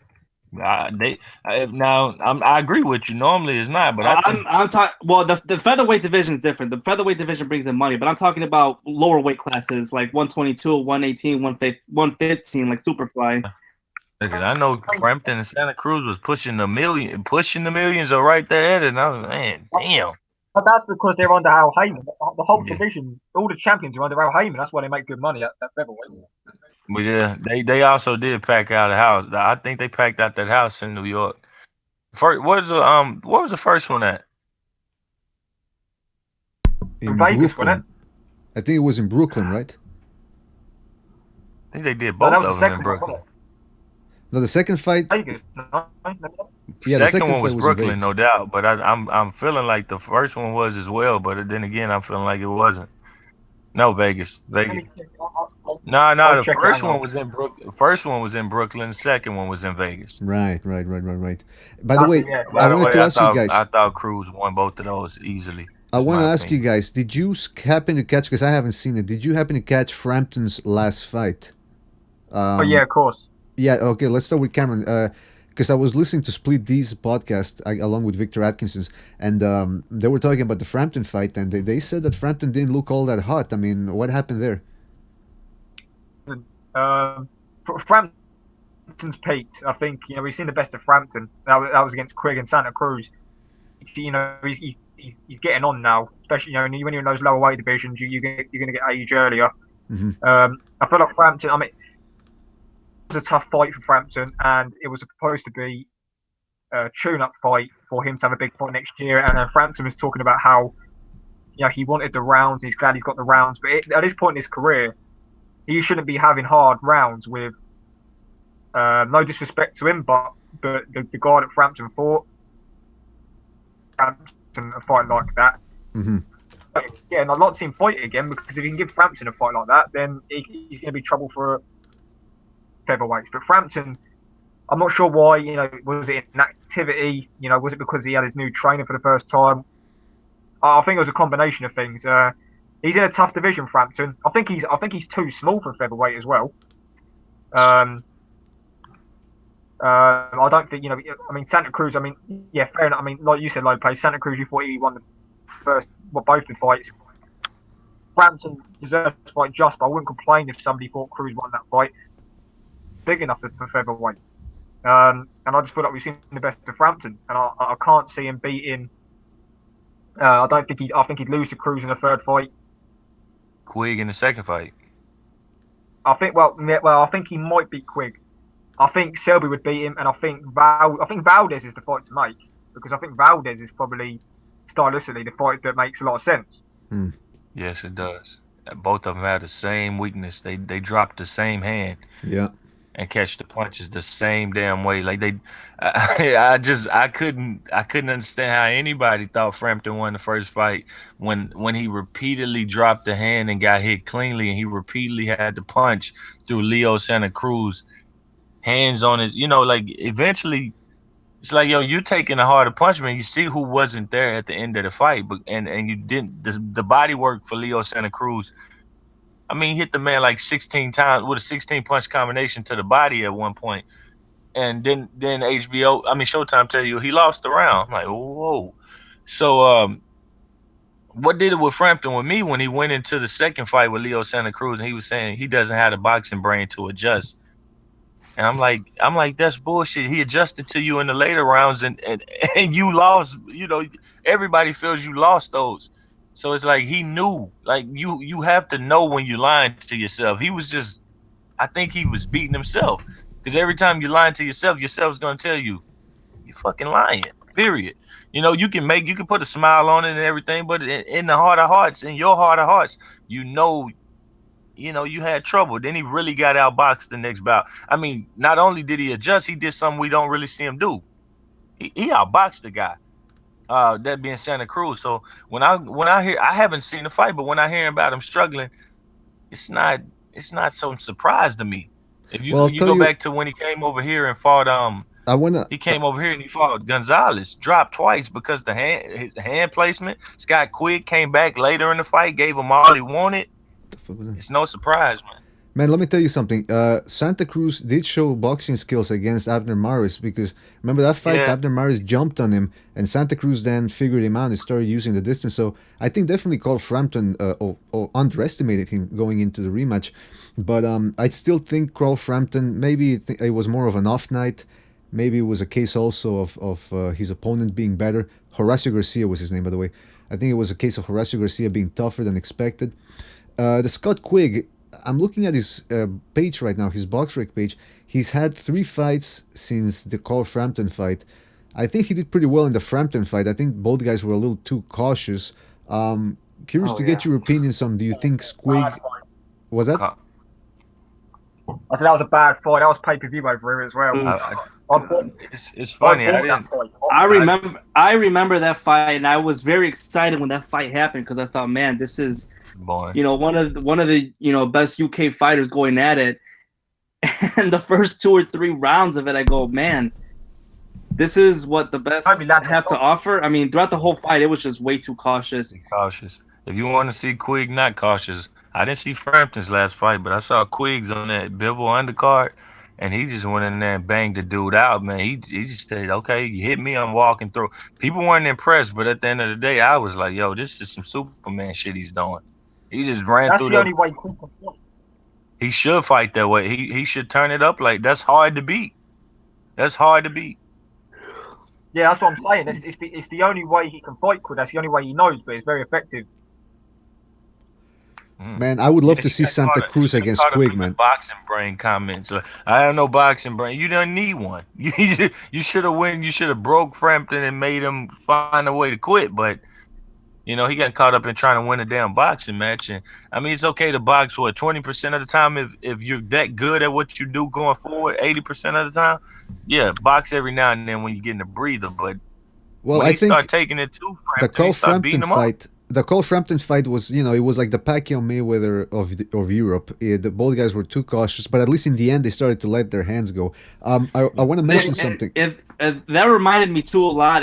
Maybe it's these two big guys getting into a big fight in UK and just being nervous about it because De La Hoya and Trinidad was supposed to be this huge fight years back, and it didn't turn out to be as good as a fight that people thought they were hoping for. Right. So sometimes it just happens like that when you have these two great fighters, going into the ring, and you're expecting, fireworks. Instead, you get two guys that are, want to be so cautious that they just don't want to get hit with anything big. That's the perfect example, man. Can I just add something about that? Yeah. Well, I'll just say about the Frampton Quigg situation. I'll quickly say something about this. That his trainer Joe Gallagher, his game plan for a lot of his fighters is let your opponent work for the first 6 rounds and let him gas, and then we'll take him out late. That's what Quigg's game plan was against Frampton. Okay. But Frampton was, but obviously he wasn't using up enough. He wasn't using up too much energy in his early rounds. He was kind of picking Quigg off, and by the time it came into later rounds where Quigg put the pressure on, Frampton didn't use up as much energy as they wanted him to, so he didn't gas to a point where Quigg was able to break him down. The game plan was just horrible for Quigg in that point. Yeah, I don't think Quigg trusts his stamina or something on that level because remember he never been on that level. He acted well. He fought the Cuban one time and he did the same thing. He didn't fight early, turning it up late, and I'm like, why are you doing it? You got to trust yourself. Working so you trust yourself. Yeah, he looks a little chunky too sometimes. I don't know if he's training. Dude look more confident than Frampton's in that end part of the fight, but if he just would have took it to him, maybe he'd have got knocked out. He did get his jaw broke, so hey, maybe he felt something we didn't feel. That's the thing. He looks chunky sometimes. I don't know if he's training 100%. I also want to remind people that King Bucho is on the line. King, my co-host, who just decided to join us all of a sudden. King, how are you, man? I'm great, man. All right. What up? What up? King, I wanted to ask you, because we were talking about the Cotto fight earlier. Just real quick, how much would you bet, or if you were to bet, how much would you bet that Cotto is going to cry tonight during the post-fight interview? Yeah, he's going to cry. He's going to cry, you're saying, right? He's gonna wear something pink. Yeah, that's the thing. His colors, man, he's a very flamboyant character. I mean, I gotta tell you, there's something weird going on right there, man. Can I just say about Cotto? Because why we gotta disrespect the great Miguel Angel? No, I just gotta say, Cotto, great career. Man. Give us a little good fights. I think he's an underachiever when it comes to big fights. Sorry, and the one last thing, his biggest fight was against Sergio Martinez. I don't care if he had one leg; it's his biggest win because he became the lineal middleweight champion. So that's his biggest win. I cried during this little video on HBO since we was talking about crying. You did? Just last night. No, the night. It was like the night before. I finished off a movie. No, I turned the TV on. I saw Miguel Cotto Revisited or something like that. It's called. I can't remember. And I'm just like, yo, him and Jim Lampley crying on the couch. I think what made him cry, his kids made him cry. And we mentioned in Flamboyant, it's no secret that his son got, you can call him that if you like. And I think that's probably why he wears that pink. He wears that pink because we can say what we want. Everybody can say, oh, if I have a son, he's gay, I'm gonna fix him. I'm gonna do that and all that. But Cotto's just like, maybe he's like, man, that's my son. Love him or whatever. So. Man, that's a warrior, man. Cotto's a warrior, man. Any decision he make, I'm supporting. The BDA family hour right here. I won't be out if Cotto doesn't bring in a post-fight interview. If he doesn't wear those pink slippers and brings the dog in the ring, he has to bring that dog in the ring.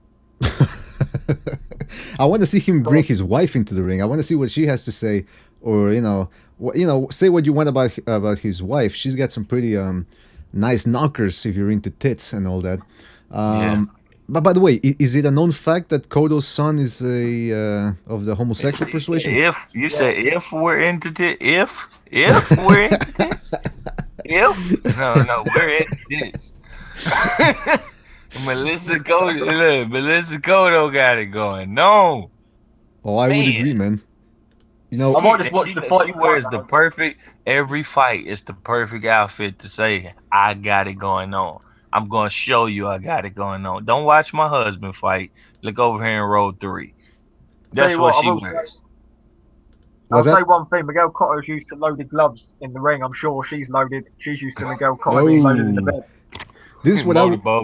If I ever met his wife, this is what I would ask her. Show me how you suck a guy's cock. Show me how you suck a guy's cock. I'm sorry. I mean, listen. I don't want to be rude, but but hold on. I'm just curious. Is Cotto's son confirmed homosexual or?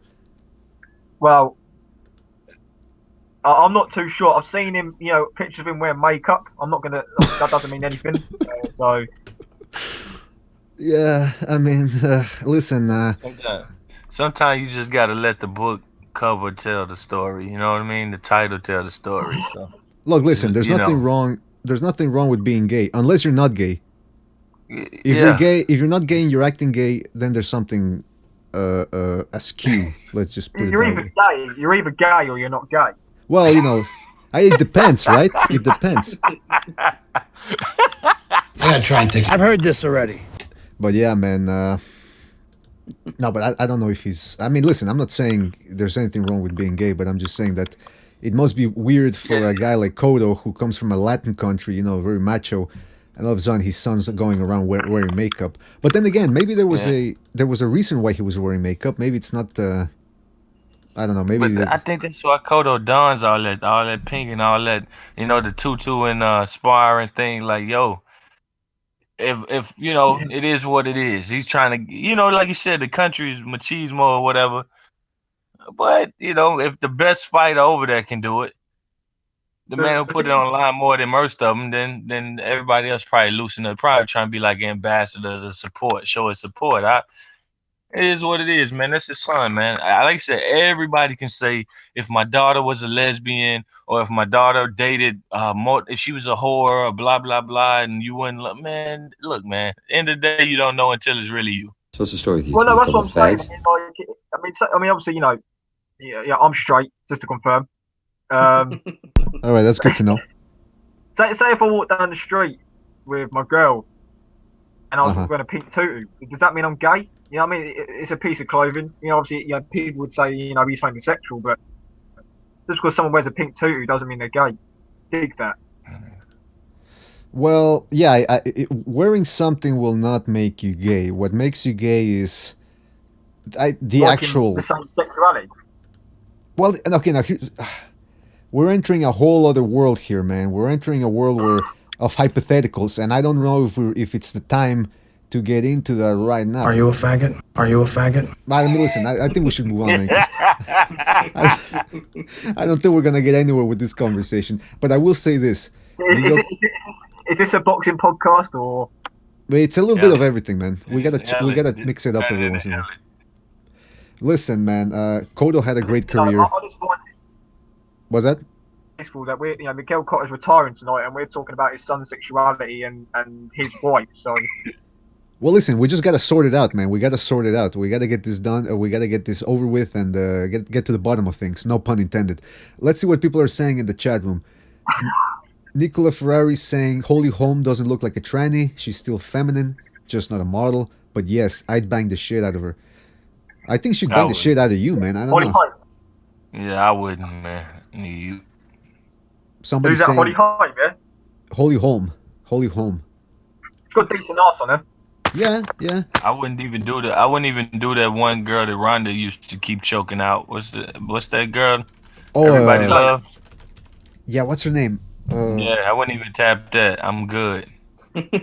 She's got a pretty good ass So though. now I'm asking you the question, like, place. Do you like women, or are you banging like the other It's side? not Misha Tate. Nah, man, Misha Tate, man, they hyped that up, man. They was hyping that. I googled the pictures. They was hyping that, man. That was a hype job body. But she's got a pretty good ass though. I mean, I No, And no, that's what they hyped. That's what they hyped. I thought I was like, oh, I she has a pair gotta of watch tits. this fight. Then I watched the fight, and I'm looking at this damn surfboard booty, and like, it was nothing, man. It was nothing. It's there for you to see.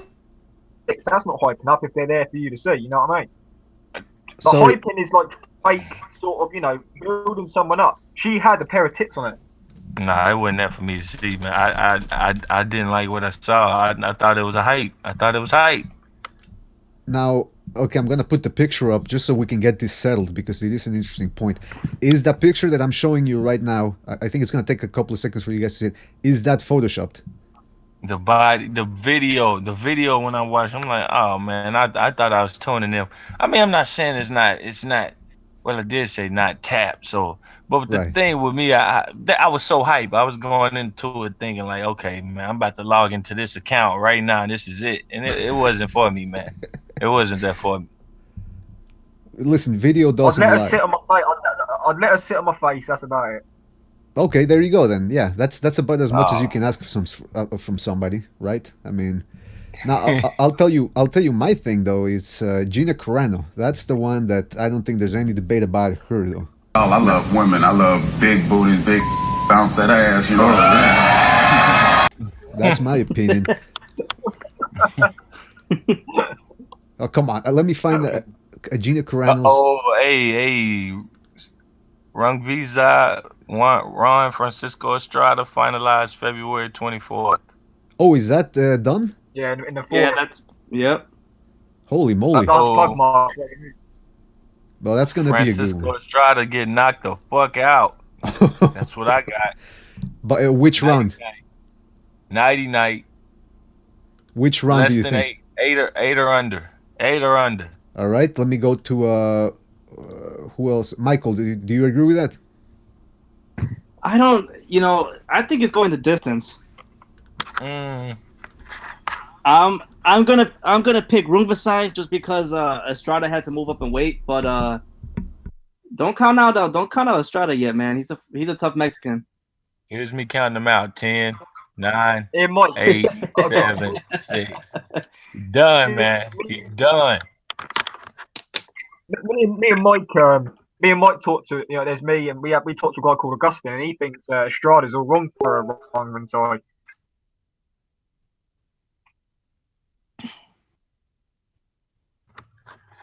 No how, man. Like I'm telling you, man, that dude Estrada got hit with that right hand by Quadras and rethought everything that he was thinking at that moment. He's thinking about the kill, boom, and then he just like, nah, I'm gonna leave this to the judges. Rungvisai ain't gonna Rungvisai not gonna give you a piece of space. He ain't gonna quit punching. He about to beat the hell out of Estrada, man. I got Rungvisai easy.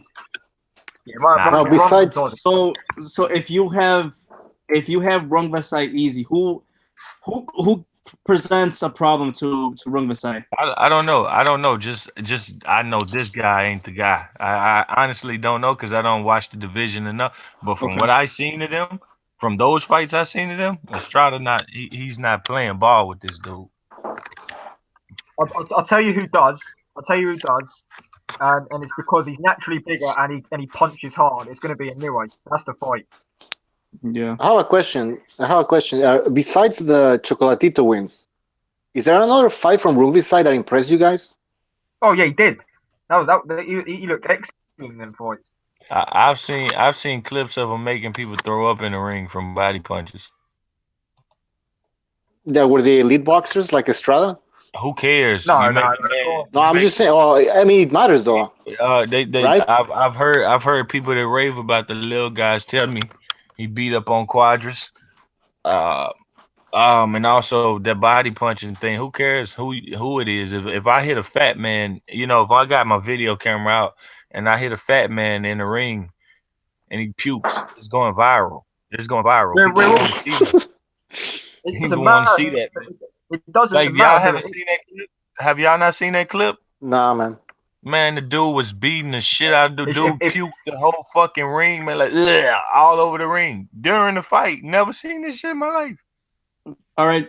it doesn't matter who it is, we're all human. You know what I mean? At that sort of level, if you hit something to the body well enough, elite or not, they're going to be doing that. Oh, I'm gonna send you the video. I'm gonna send the video. Opponent puked in the ring right here. Put this up. How about this one? All right, so we're getting Estrada and Rungvisai the 24th. Who else is going to be in the undercard? Because didn't I hear that Jordan Cajas is going to be on it too, or is he? Yeah, so's a new way is as well, apparently. Okay. And then I think Tom Lawfer said that Gonzalez is probably, that Gonzalez is going to come back in the Canelo Triple G rematch fight in the undercard whenever that decides to happen.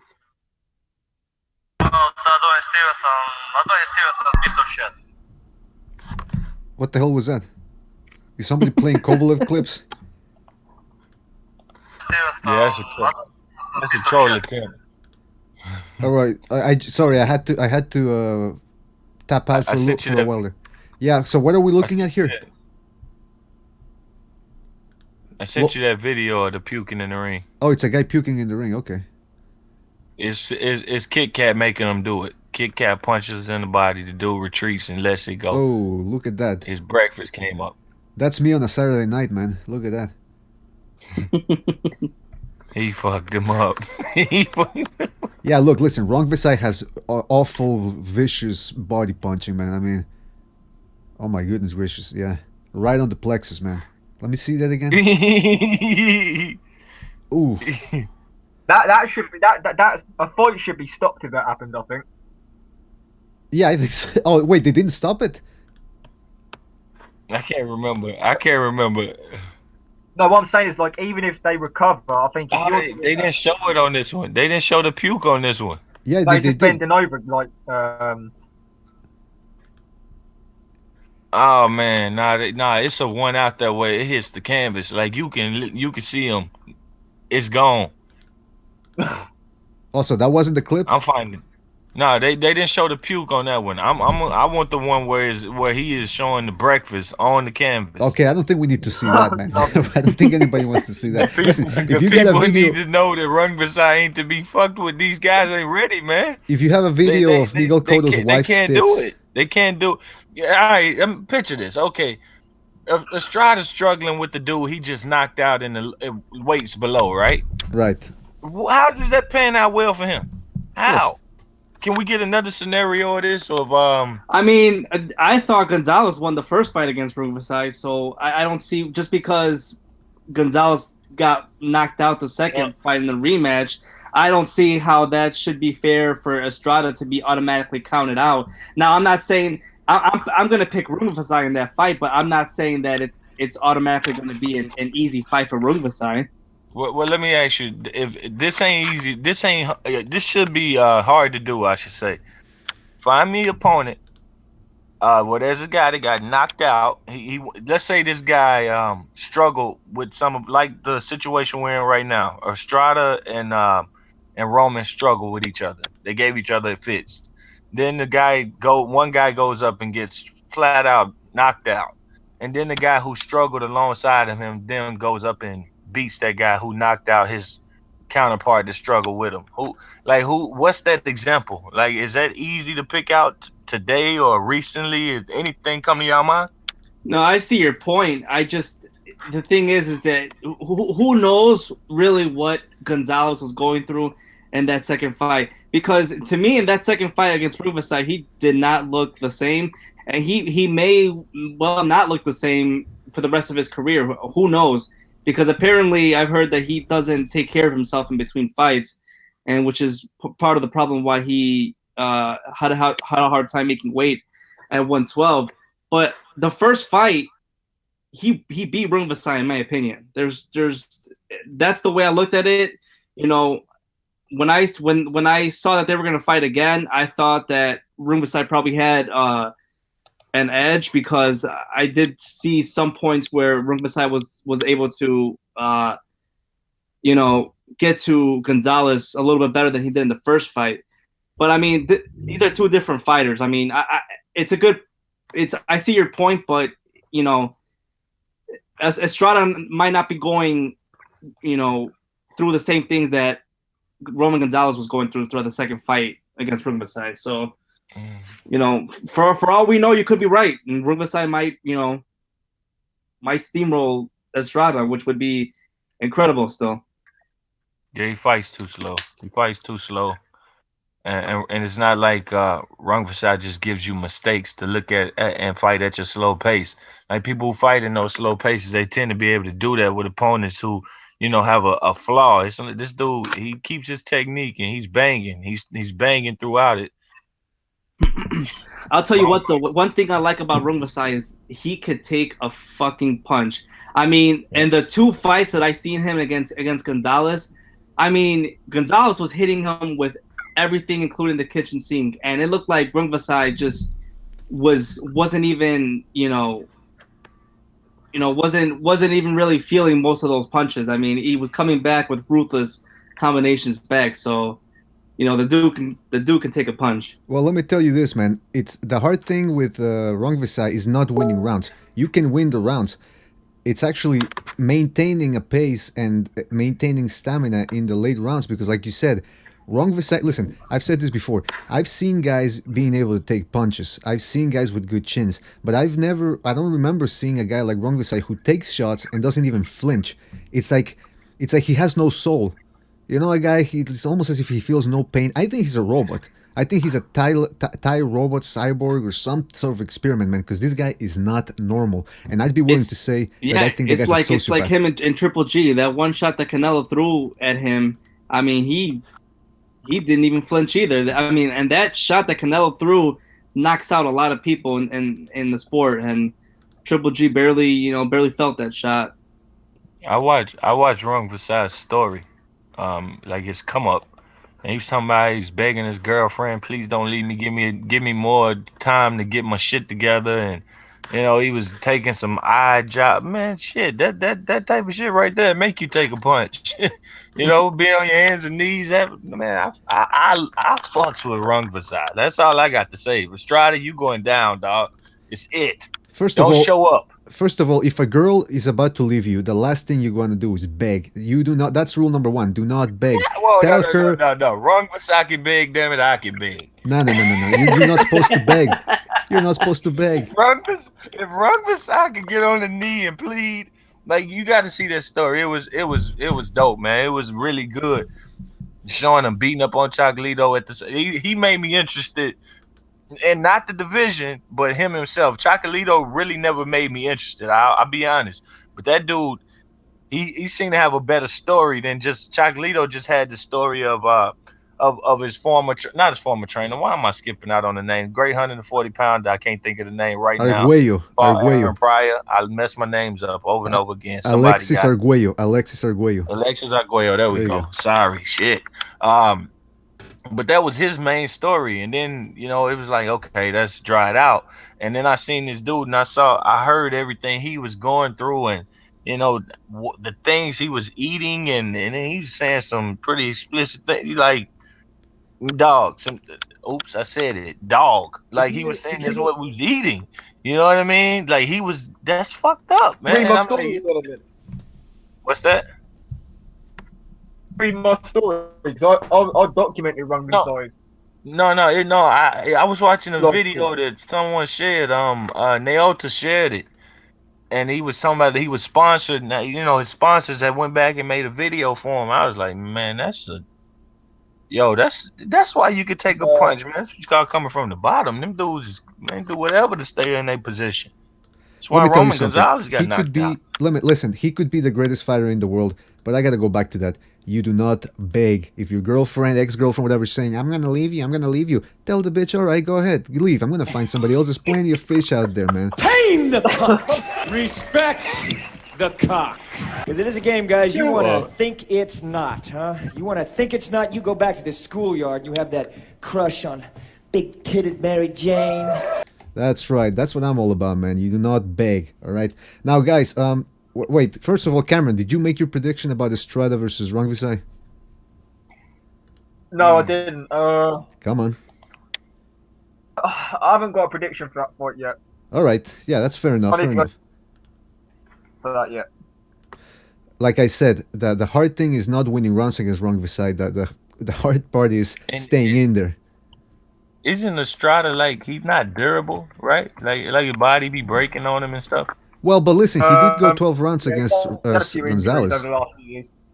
Yeah, see, no, man. No, like I seen him question himself when he got punched in the chin. The body's breaking, coming up in weight. And this dude, you just mentioned it, he won't stop putting punishment on you, and he doesn't know what punishment inflicted on him is. He's only young as well. Estrada's only young and his body's breaking down. Ooh-wee. Yeah, but that's the thing. Listen, the flip side of that coin is that Estrada did go 12 rounds against the prime Romain Gonzalez. Yeah, so I mean, mentally we know he's tough, but he did have an injury that sidelined him about 2 years ago. So yeah, maybe, man, those legs, once they go, they're gone. So we'll keep an eye on that one. Okay, you know what, guys? We're almost done here. We went a good 2 hours. I gotta get some things taken care of. First of all, let's start with Michael. Michael, do you have anything you want to plug? A Twitter page or something? Yeah, you guys can follow me at Boxing Fanatic __ on Twitter. All right, Boxing Fanatic at Twitter __ Right. Can you send me a message? I mean, contact me through Google Hangouts via the email address that you see there, boxingdebate@hotmail.com. Call me on Google Hangouts. And when I say call me, it's just you send me an instant message and send me your Twitter account, and I'll put that up on the description. Cameron as well. Sounds good. Cameron, we also have your Twitter. We're going to be putting that down also at Cameron Gillen _ or I don't know how you say that, but we're going to be putting it up. And yeah, you got it right. And Low Place also has a YouTube channel. Check out at my Low Place. Low Place, man, you still going on there? You still making videos, right? Yeah, I think I made one a day ago. Just Low Place on YouTube. You find me, you'll find it. Low Place Boxing or something like that. You'll find it. Yeah, I saw that you were debating Matt Newton, and Matt hopped into the chat in the beginning, and he was asking about if you were here. I think he wanted to talk to you maybe on the air. I don't know, but Sean Newton. You mean Sean Newton? I don't know. It says Matt Newton. I don't. Yeah. I don't think it's the same. Yeah, I thought he was using a different account or something. Maybe I don't know. But you sure do love to go up against these people, man. Sean Newton, King Butcher's saying Sean Newton versus the LDBC. Listen, man, I don't get involved in that stuff. I like to talk boxing. I don't like this whole YouTube drama of this guy said this guy said that. Yeah, LDBC don't like me, man. That's just they don't like me. Can I have a quick question? Because I see it all the time on Twitter and on YouTube and stuff. What the hell is the LDBC? It's called the Lions Den Boxing Community. They basically try to break away. Well, you can't break away from YouTube. You're still uploading to YouTube, but they call themselves the Lions Den Boxing Community in an attempt to break away from the precise presenters and Sean Newtons and Thunderdomes of the world. And they said they were going to cover boxing fairly when they broke away. And I thought it was a good fit for me because I like to cover boxing fairly. I love all fighters, basically. You entertain me, I'm appreciative. But when I got there, I noticed I was kind of eyeball out because common sense wasn't so common. People, by the way, they have to really take that seriously, that we're going to break away. I mean, what was it? Showtime, HBO, Cold War? Well, they make good money. I assume they make good money through YouTube, and some people do that as a full-time job, you know? Every day, wake up and upload video. I mean, I said one name, Thunderdome. Shit, he used to sit in front of the computer for 3 hours daily, and and prop out videos and get a lot of subscribers. So I mean, it's a good platform. So that I guess they take it serious. I just don't understand this LDBC thing. No, why don't you just all, you all love boxing. Why can't you just all get along? You know what I'm saying? No, I wouldn't know about that, man. I don't pay too much. King Bucho, I mean, you're on the line. You know more about that. I mean, you have anything to say about the LDBC? About the LGBC? Yeah. Well, just they're black supremacists. That's basically it. You just go and read the comment section. The comment section is just full of black supremacists.